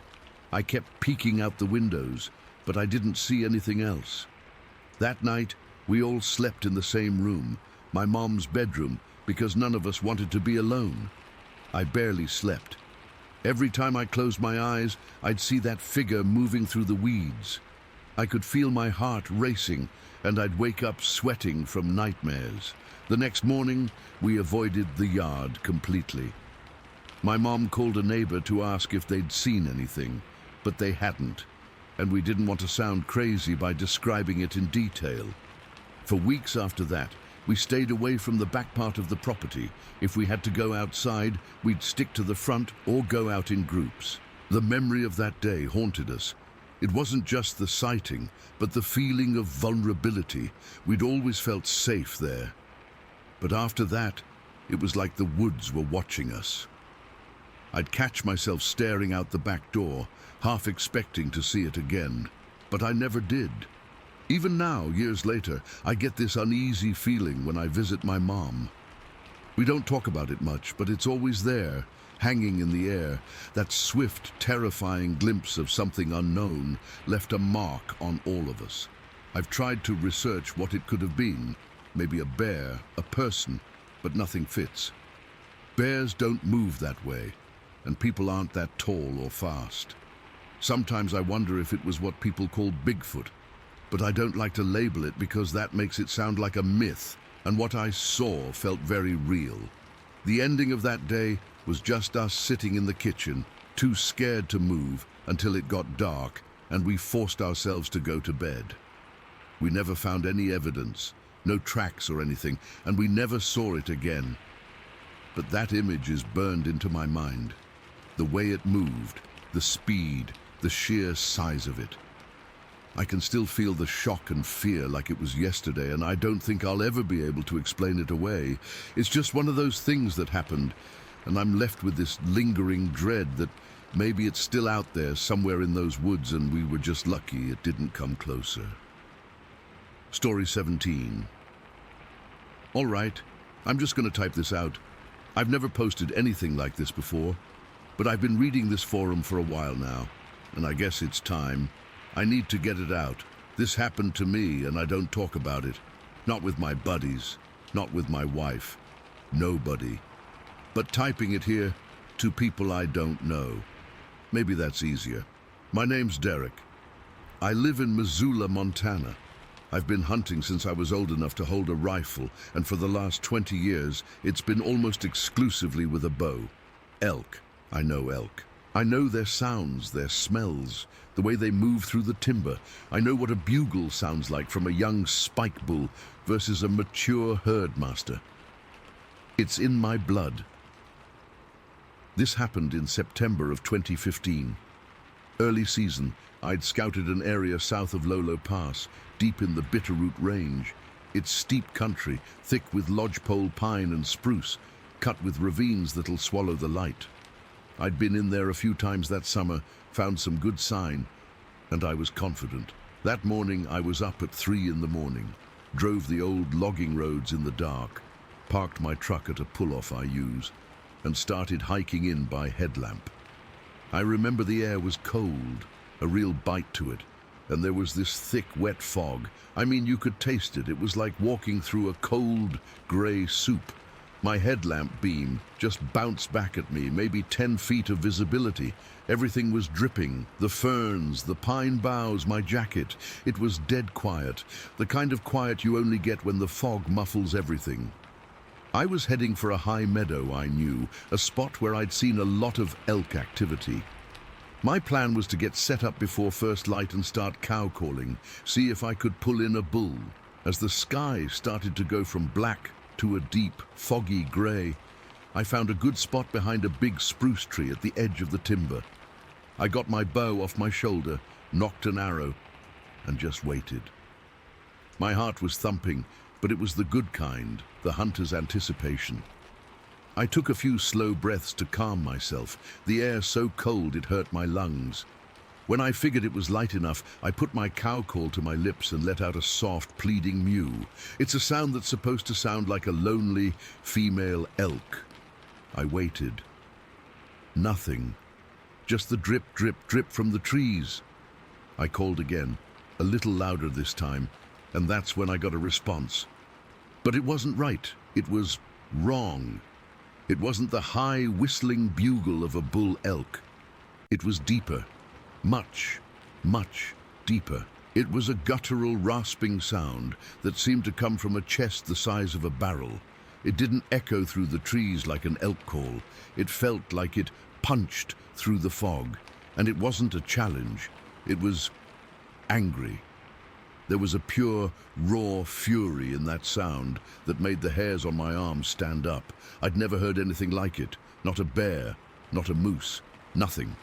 I froze, my hand tightening on my bow. My first thought was, maybe it was another hunter messing with me, but who would be out here in this fog, making a sound like that? It was insane. I crouched lower behind the spruce, peering through the branches into the wall of grey. I called again, my hand shaking a little. A single, questioning call. The response was immediate, closer this time, that same deep guttural roar, but it ended in a series of sharp, hacking grunts. It was closer, a lot closer, and then I heard it. The footsteps. Thump, pause, thump, pause, thump. They were heavy, rhythmic two-legged, not the quick four-legged trot of an elk or the shuffling gait of a bear. This was a deliberate, heavy walking. Each step was a solid impact I could feel through the soles of my boots, and with each step, the forest went quieter. The drip-dripping stopped. The little morning birds that had been chirping somewhere off in the distance just shut up. It was like someone had thrown a soundproof blanket over the whole valley. The only sounds were my own heartbeat thudding in my ears, and that slow, crushing thump, thump, thump, coming through the fog, getting closer with every second. I remember my mouth went completely dry. I couldn't swallow. This wasn't hunting anymore. This was something else. I was crouched there, my knees screaming at me, my bow feeling suddenly flimsy and useless in my hands. I was a 40-year-old man who'd faced down charging boars and pissed off mama bears, and I was terrified. A cold, slick sweat broke out on my back, completely separate from the chill in the air. This was a primal fear, the kind that lives in your spine. The footsteps stopped. They were maybe 30, 40 yards away, just on the other side of a dense thicket of young pines. I held my breath. I could hear my own blood roaring in my head. I could hear something else too, a low, rumbling breathing, like an idling engine, and a smell hit me. It cut through the clean scent of wet pine and damp earth. It was a sour, musky smell, like a wet dog, but mixed with something else. Something rotten, like old meat and decay. It was so strong it made my eyes water. Then the fog shifted. Just for a second, a slight breeze moved the grey curtain, and I saw it. It was massive. I'm 6 feet tall, and this thing made me feel like a child. It had to be over 9 feet tall. It was just standing there, facing me, half hidden by the pines. It was covered in hair. Dark brown hair that was plastered wet and stringy to its body from the fog. The shoulders were impossibly broad, sloping down to long, thick arms that hung past its knees. Its head was blocky, and even from that distance I could see its eyes. They were amber. Not yellow, not brown, but a bright, glowing amber, like old beer bottles held up to the light, and they were locked right on me. It knew exactly where I was. It had known the whole time. My brain just short-circuited. Every rational thought emptied out of my head. This wasn't an animal I could identify. This wasn't something from a book or a movie.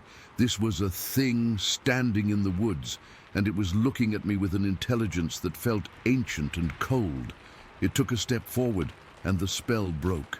I fell backward. I didn't mean to. My legs just gave out. I landed hard on my ass, my bow clattering out of my hand onto the wet ground. The arrow I had knocked skittered away under some ferns. The thing saw me fall. Its head tilted slightly, and then it opened its mouth. The roar that came out wasn't just a sound. It was a physical force. It was raw, a tearing, furious blast of noise that didn't seem to come from lungs, but from the earth itself. It vibrated in my chest, rattled my teeth. It echoed off the mountainsides, not fading away, but seeming to multiply, like the whole forest was roaring back at me.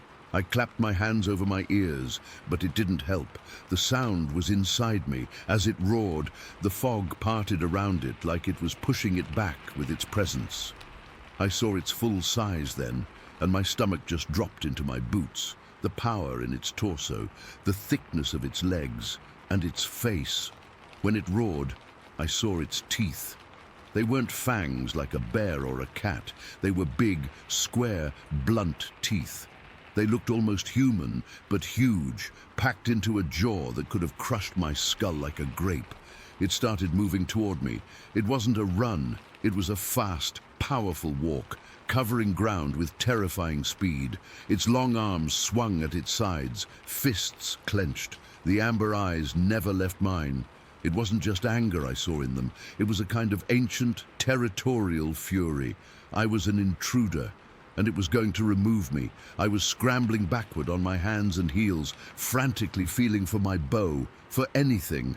My mind was screaming one word: bear spray. I always carry a can of counter-assault on my chest strap.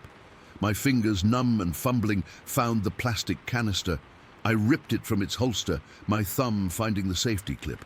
It was maybe 15 yards away now, closing fast. I aimed the canister and I sprayed. A huge orange cloud of capsaicin fog shot out, hitting it right in the chest and face. It stopped. For a second I thought it had worked. I felt a flicker of hope. Then it shook its massive head, like a dog shaking off water. It let out a sound that was half snort, half scream of pure, unadulterated rage. The bear spray hadn't stopped it. It had infuriated it. It swiped a hand across its face, and then its eyes found me again, now blazing with a new, hotter hate. It turned to its left, to a young pine tree about as thick as my thigh. It didn't wind up or strain. It just swung one of those long arms, a closed fist, in a short, brutal arc. There was a loud crack that sounded like a gunshot. The top half of the tree just flew off. It snapped clean in two, the top 20 feet crashing down through the branches nearby. It did it with one hand, like it was snapping a twig. That's when I truly understood I was going to die. The bow was useless. The bear spray was a joke. There was nothing I could do. Pure instinct took over. I turned and I ran. I didn't think about my gear, my bow on the ground, my expensive pack. I just ran. I crashed through a patch of devil's club, the thorns tearing at my pants, and dove behind the first big thing I saw. A massive fallen log, old and moss-covered. I crammed myself into the space between the log and the ground, pulling my knees to my chest, trying to make myself as small as possible. I was panting, gasping for air, my heart trying to beat its way out of my ribs. I could hear it. It wasn't chasing me. It was pacing, back and forth, maybe 20 yards from my hiding spot. I could hear the heavy, squelching footsteps in the wet duff, and I could hear its breathing, loud, wet snorts and huffs like a locomotive. The smell was overwhelming now, that mix of wet fur and rotten meat, so thick I could taste it in the back of my throat. It made me want to gag, but I was too scared to make a sound. It knew I was there. It had to know. It was just waiting or deciding. I pressed my face against the damp, rotten wood of the log. I could feel the vibrations of its footsteps through the ground. I closed my eyes, praying to a God I hadn't talked to in years. I thought about my wife, asleep in our warm bed back in Missoula, I remember the feeling of complete and utter helplessness. I was prey. I'd spent my whole life feeling like a part of this wilderness, like I had a right to be here. In that moment, curled up behind that log, I knew I had no rights at all. I was just meat hiding from something that was so much stronger, so much more a part of this place than I could ever be. It paced for what felt like an hour. It might have been 5 minutes. Time didn't work right. Every second was stretched out, filled with the sound of its breathing and the smell of its body. I could hear it making a low, rumbling sound in its chest, a continuous growl that was quieter than the roar, but somehow more menacing. Then the footsteps stopped. The growling stopped. The silence was even worse. I held my breath, my entire body tensed, waiting for it to rip the log apart and grab me. What happened instead was another roar. But this one was different. It wasn't the raw, attacking scream from before. This one was deeper, longer, a sound of pure power and dominance that seemed to shake the very mountains. It was a statement. It echoed, and then it just stopped. I listened. Nothing. No footsteps. No breathing. Just the drip, drip, drip starting up again from the trees. The forest was coming back to life. I didn't move. I was frozen there, crammed behind that log for what had to be another 10 minutes. My legs were cramping, my face was numb from the cold wood. Slowly, carefully, I raised my head just enough to peer over the top of the log. The fog was still there, thick and grey. But the thing was gone. There was nothing there, just the broken pine tree, its white, splintered core, pointing at the sky like a grave marker. I didn't stand up. I stayed low and started moving, crawling at first, then in a low crouch. I didn't go back for my bow. I didn't care. I just wanted to get out. I started backtracking, following my own trampled path through the ferns, my eyes darting everywhere, expecting to see those amber eyes in every shadow. Every snap of a twig, every rustle of leaves made me flinch so hard I almost fell over. My body was buzzing with adrenaline, shaking uncontrollably. The hike out, which had taken me an hour and a half in the dark, felt like it took 5 minutes. I was practically running, tripping over roots, slipping on wet rocks, not caring about the noise I was making.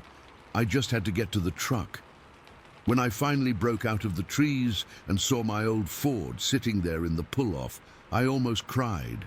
I fumbled with the keys, my hand shaking so bad I could barely get the door unlocked. I threw myself inside, locked the doors, and just sat there, gripping the steering wheel, my whole body trembling. I stared into the tree line, half expecting to see it step out and come for the truck. It didn't. I started the engine and got the hell out of there. I told my best hunting buddy about it a week later, after I'd calmed down a little.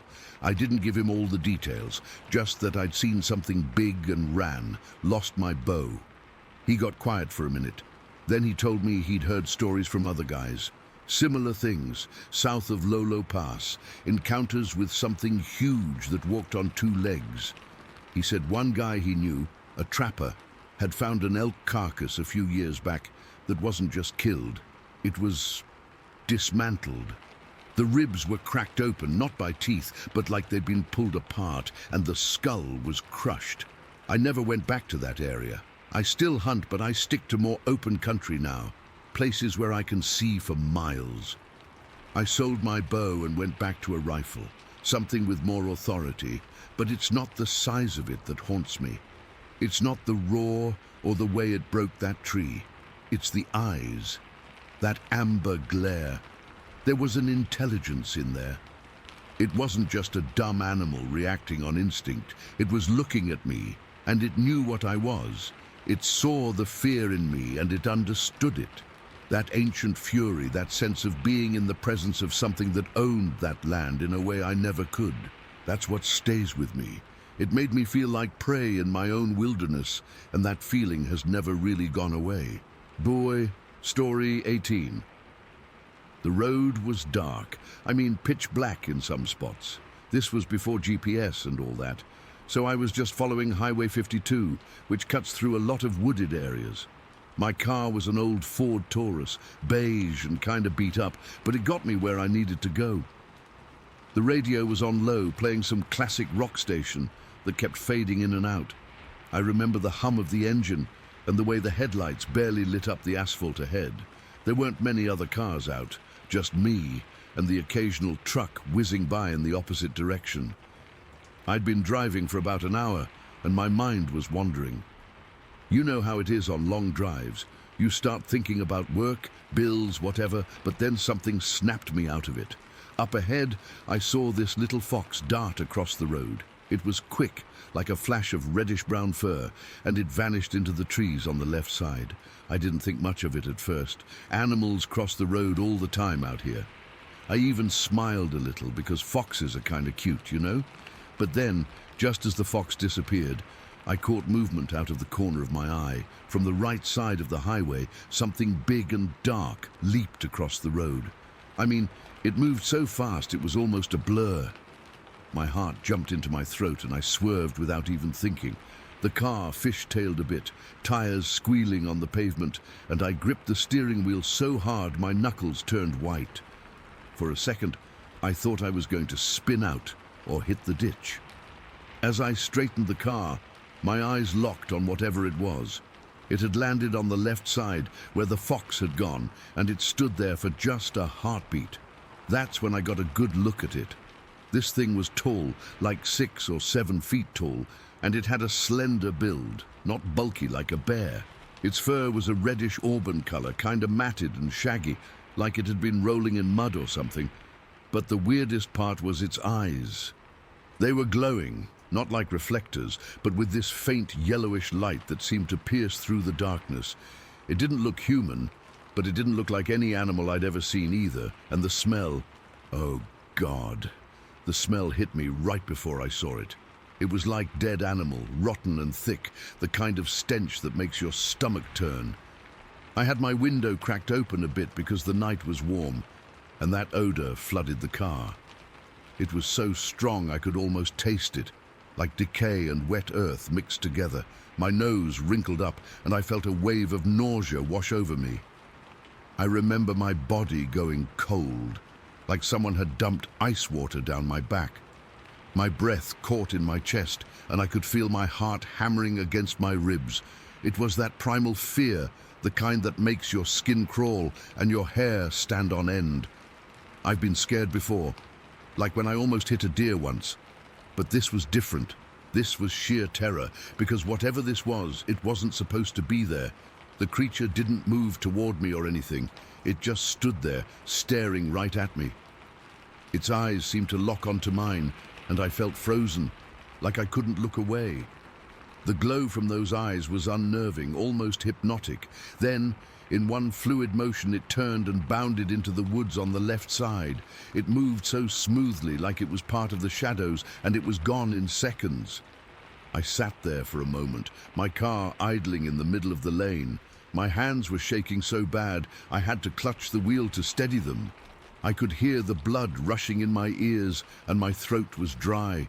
I kept staring at the spot where it had disappeared, half expecting it to come back out, but there was nothing.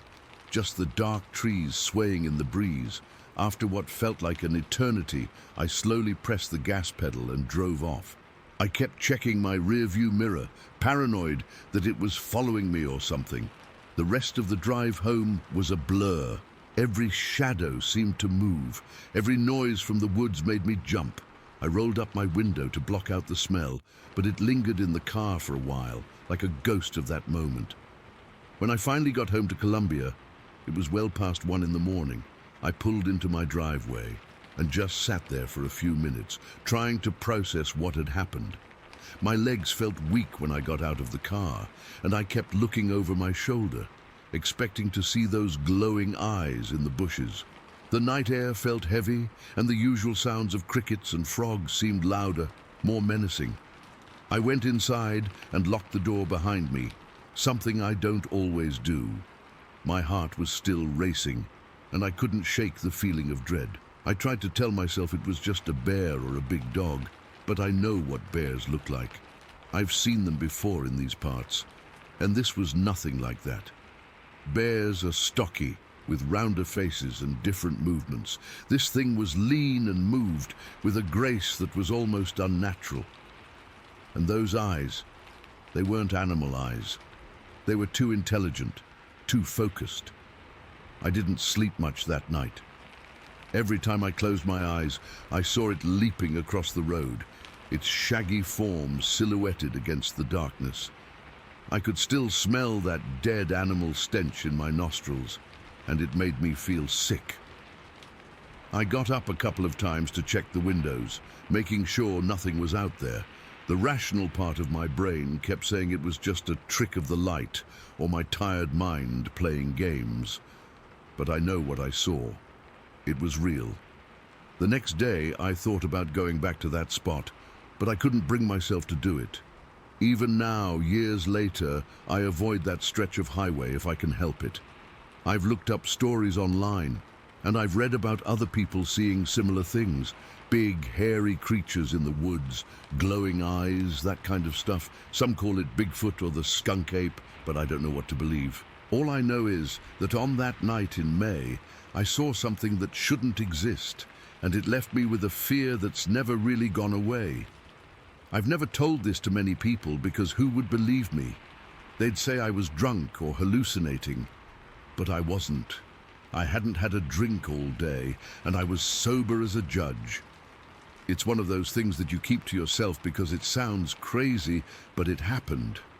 I can still feel the chill that ran down my spine when I saw it, and the way my stomach dropped when that smell hit me. It's like a scar on my memory, something that's always there, reminding me that there are things in this world we don't understand. And that's it. I drove home, terrified, and I've been carrying this with me ever since. I don't have any answers, and I probably never will. All I know is that on that dark highway in Williamsburg County, I came face to face with something I can't explain, and it changed me. I still get goosebumps thinking about it, and sometimes when I'm driving late at night, I catch myself scanning the tree lines, half expecting to see those glowing eyes again, but I never have, and part of me hopes I never will. Story 19. It was one of those October mornings in Adams County where the cold gets right into your bones, the kind that makes you question why you even bother with bow hunting. But I'd been doing it since I was a kid with my dad, so the habit was deep. My spot was way back in the woods, a good 40-minute hike from my back door, nestled right on the edge of the Moshannon State Forest. It's remote out here. You don't get casual hikers, you get silence, and you get used to it. The sun was just starting to think about rising, that dim, grey light that makes everything look flat and two-dimensional.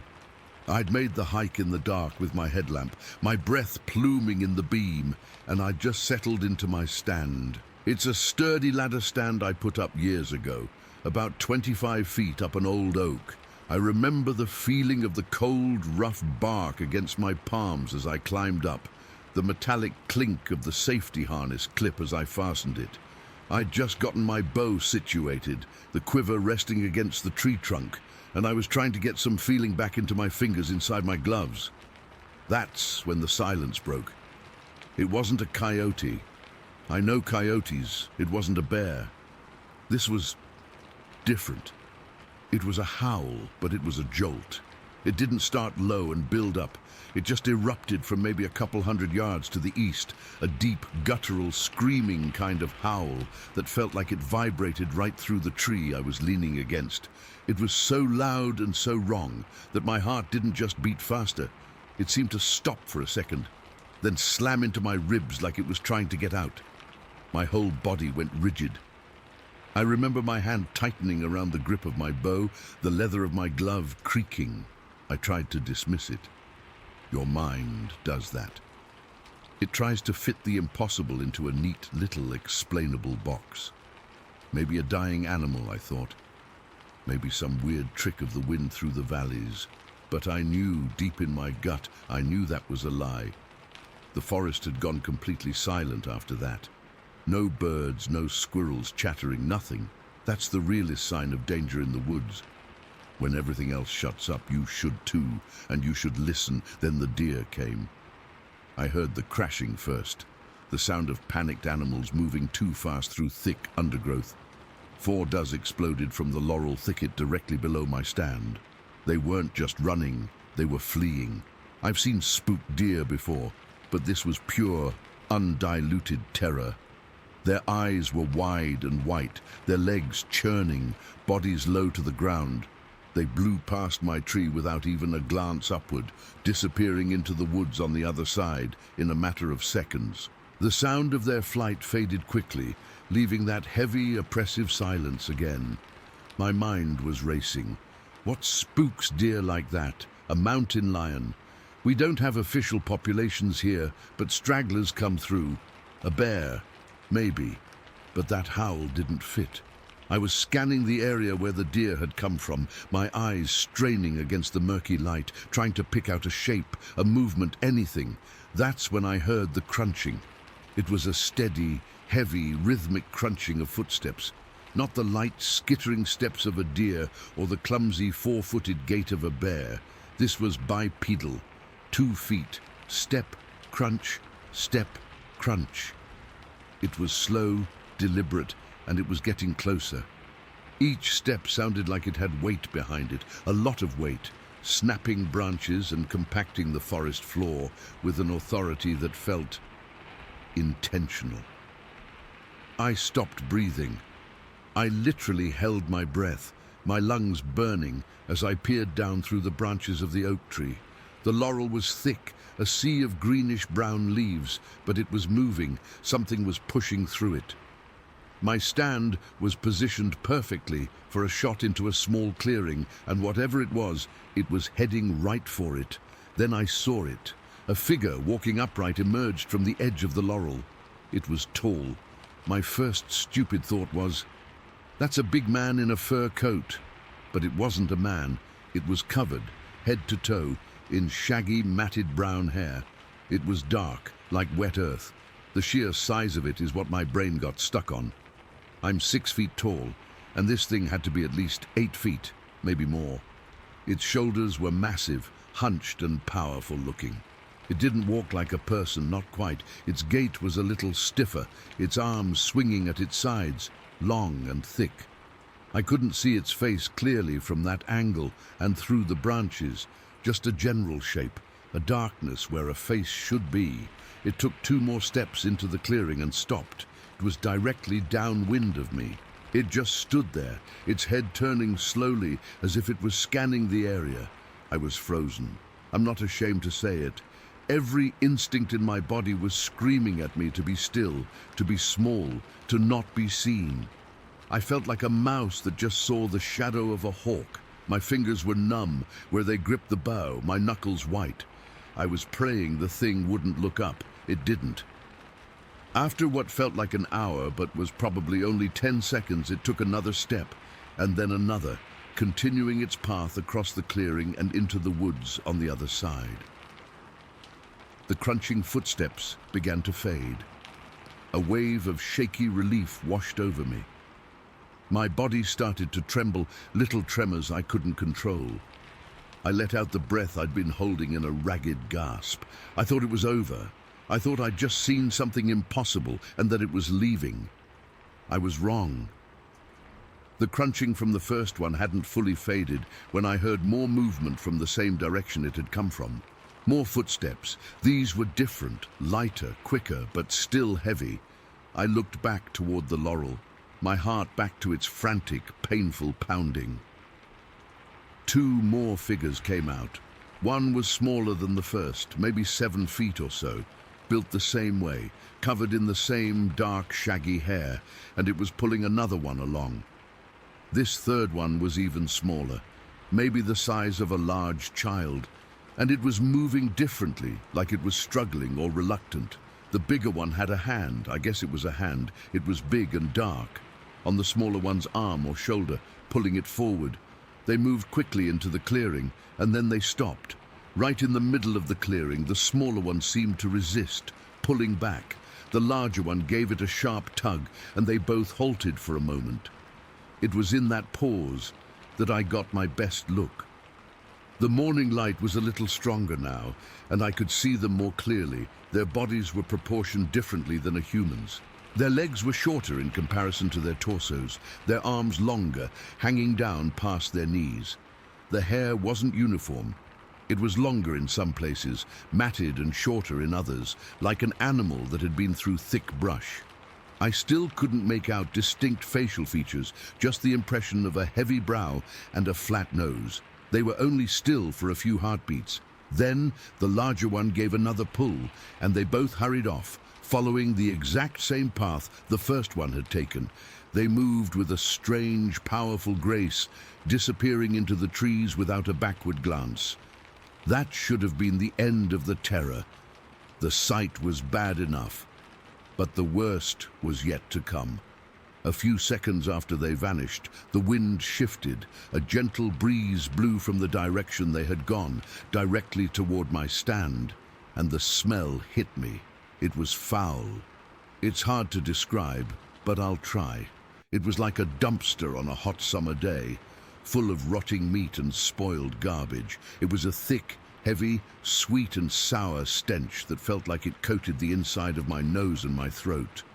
It was so potent, so overwhelmingly awful, that my eyes started to water.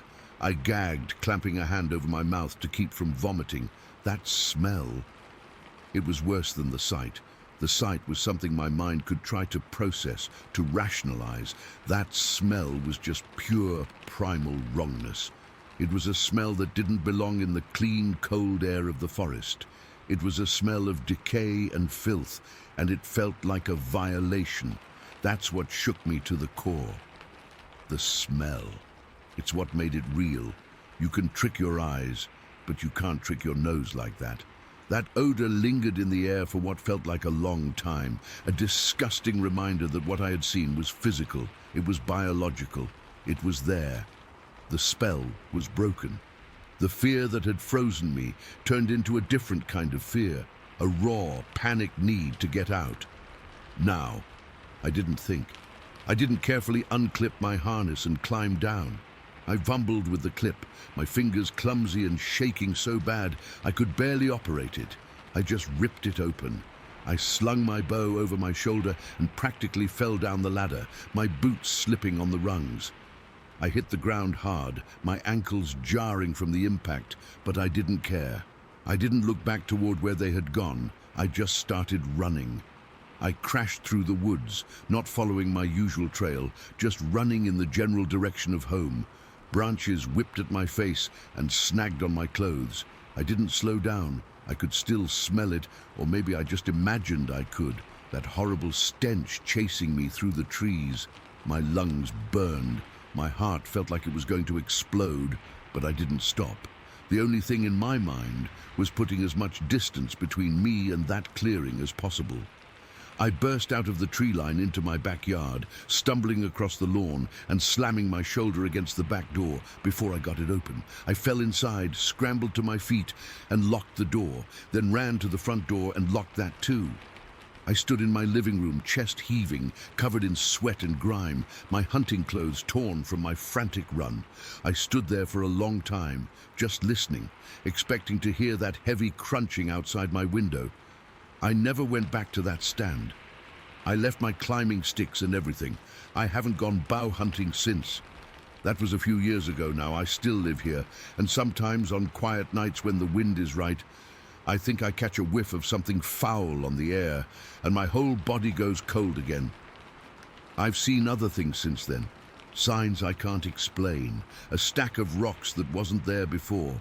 Strange, deep knocks coming from the deep woods. A footprint in the mud by the creek one spring that was far too big and had no claw marks. I don't talk about it with people around here. They'd think I'm crazy, but I know what I saw, and more than what I saw, I know what I smelled. There's more of them out there in the Moshannon. I don't know what they are. I don't know what they were doing that morning, and I don't want to know. I just know they're there. And I know I'll never feel truly alone in these woods again.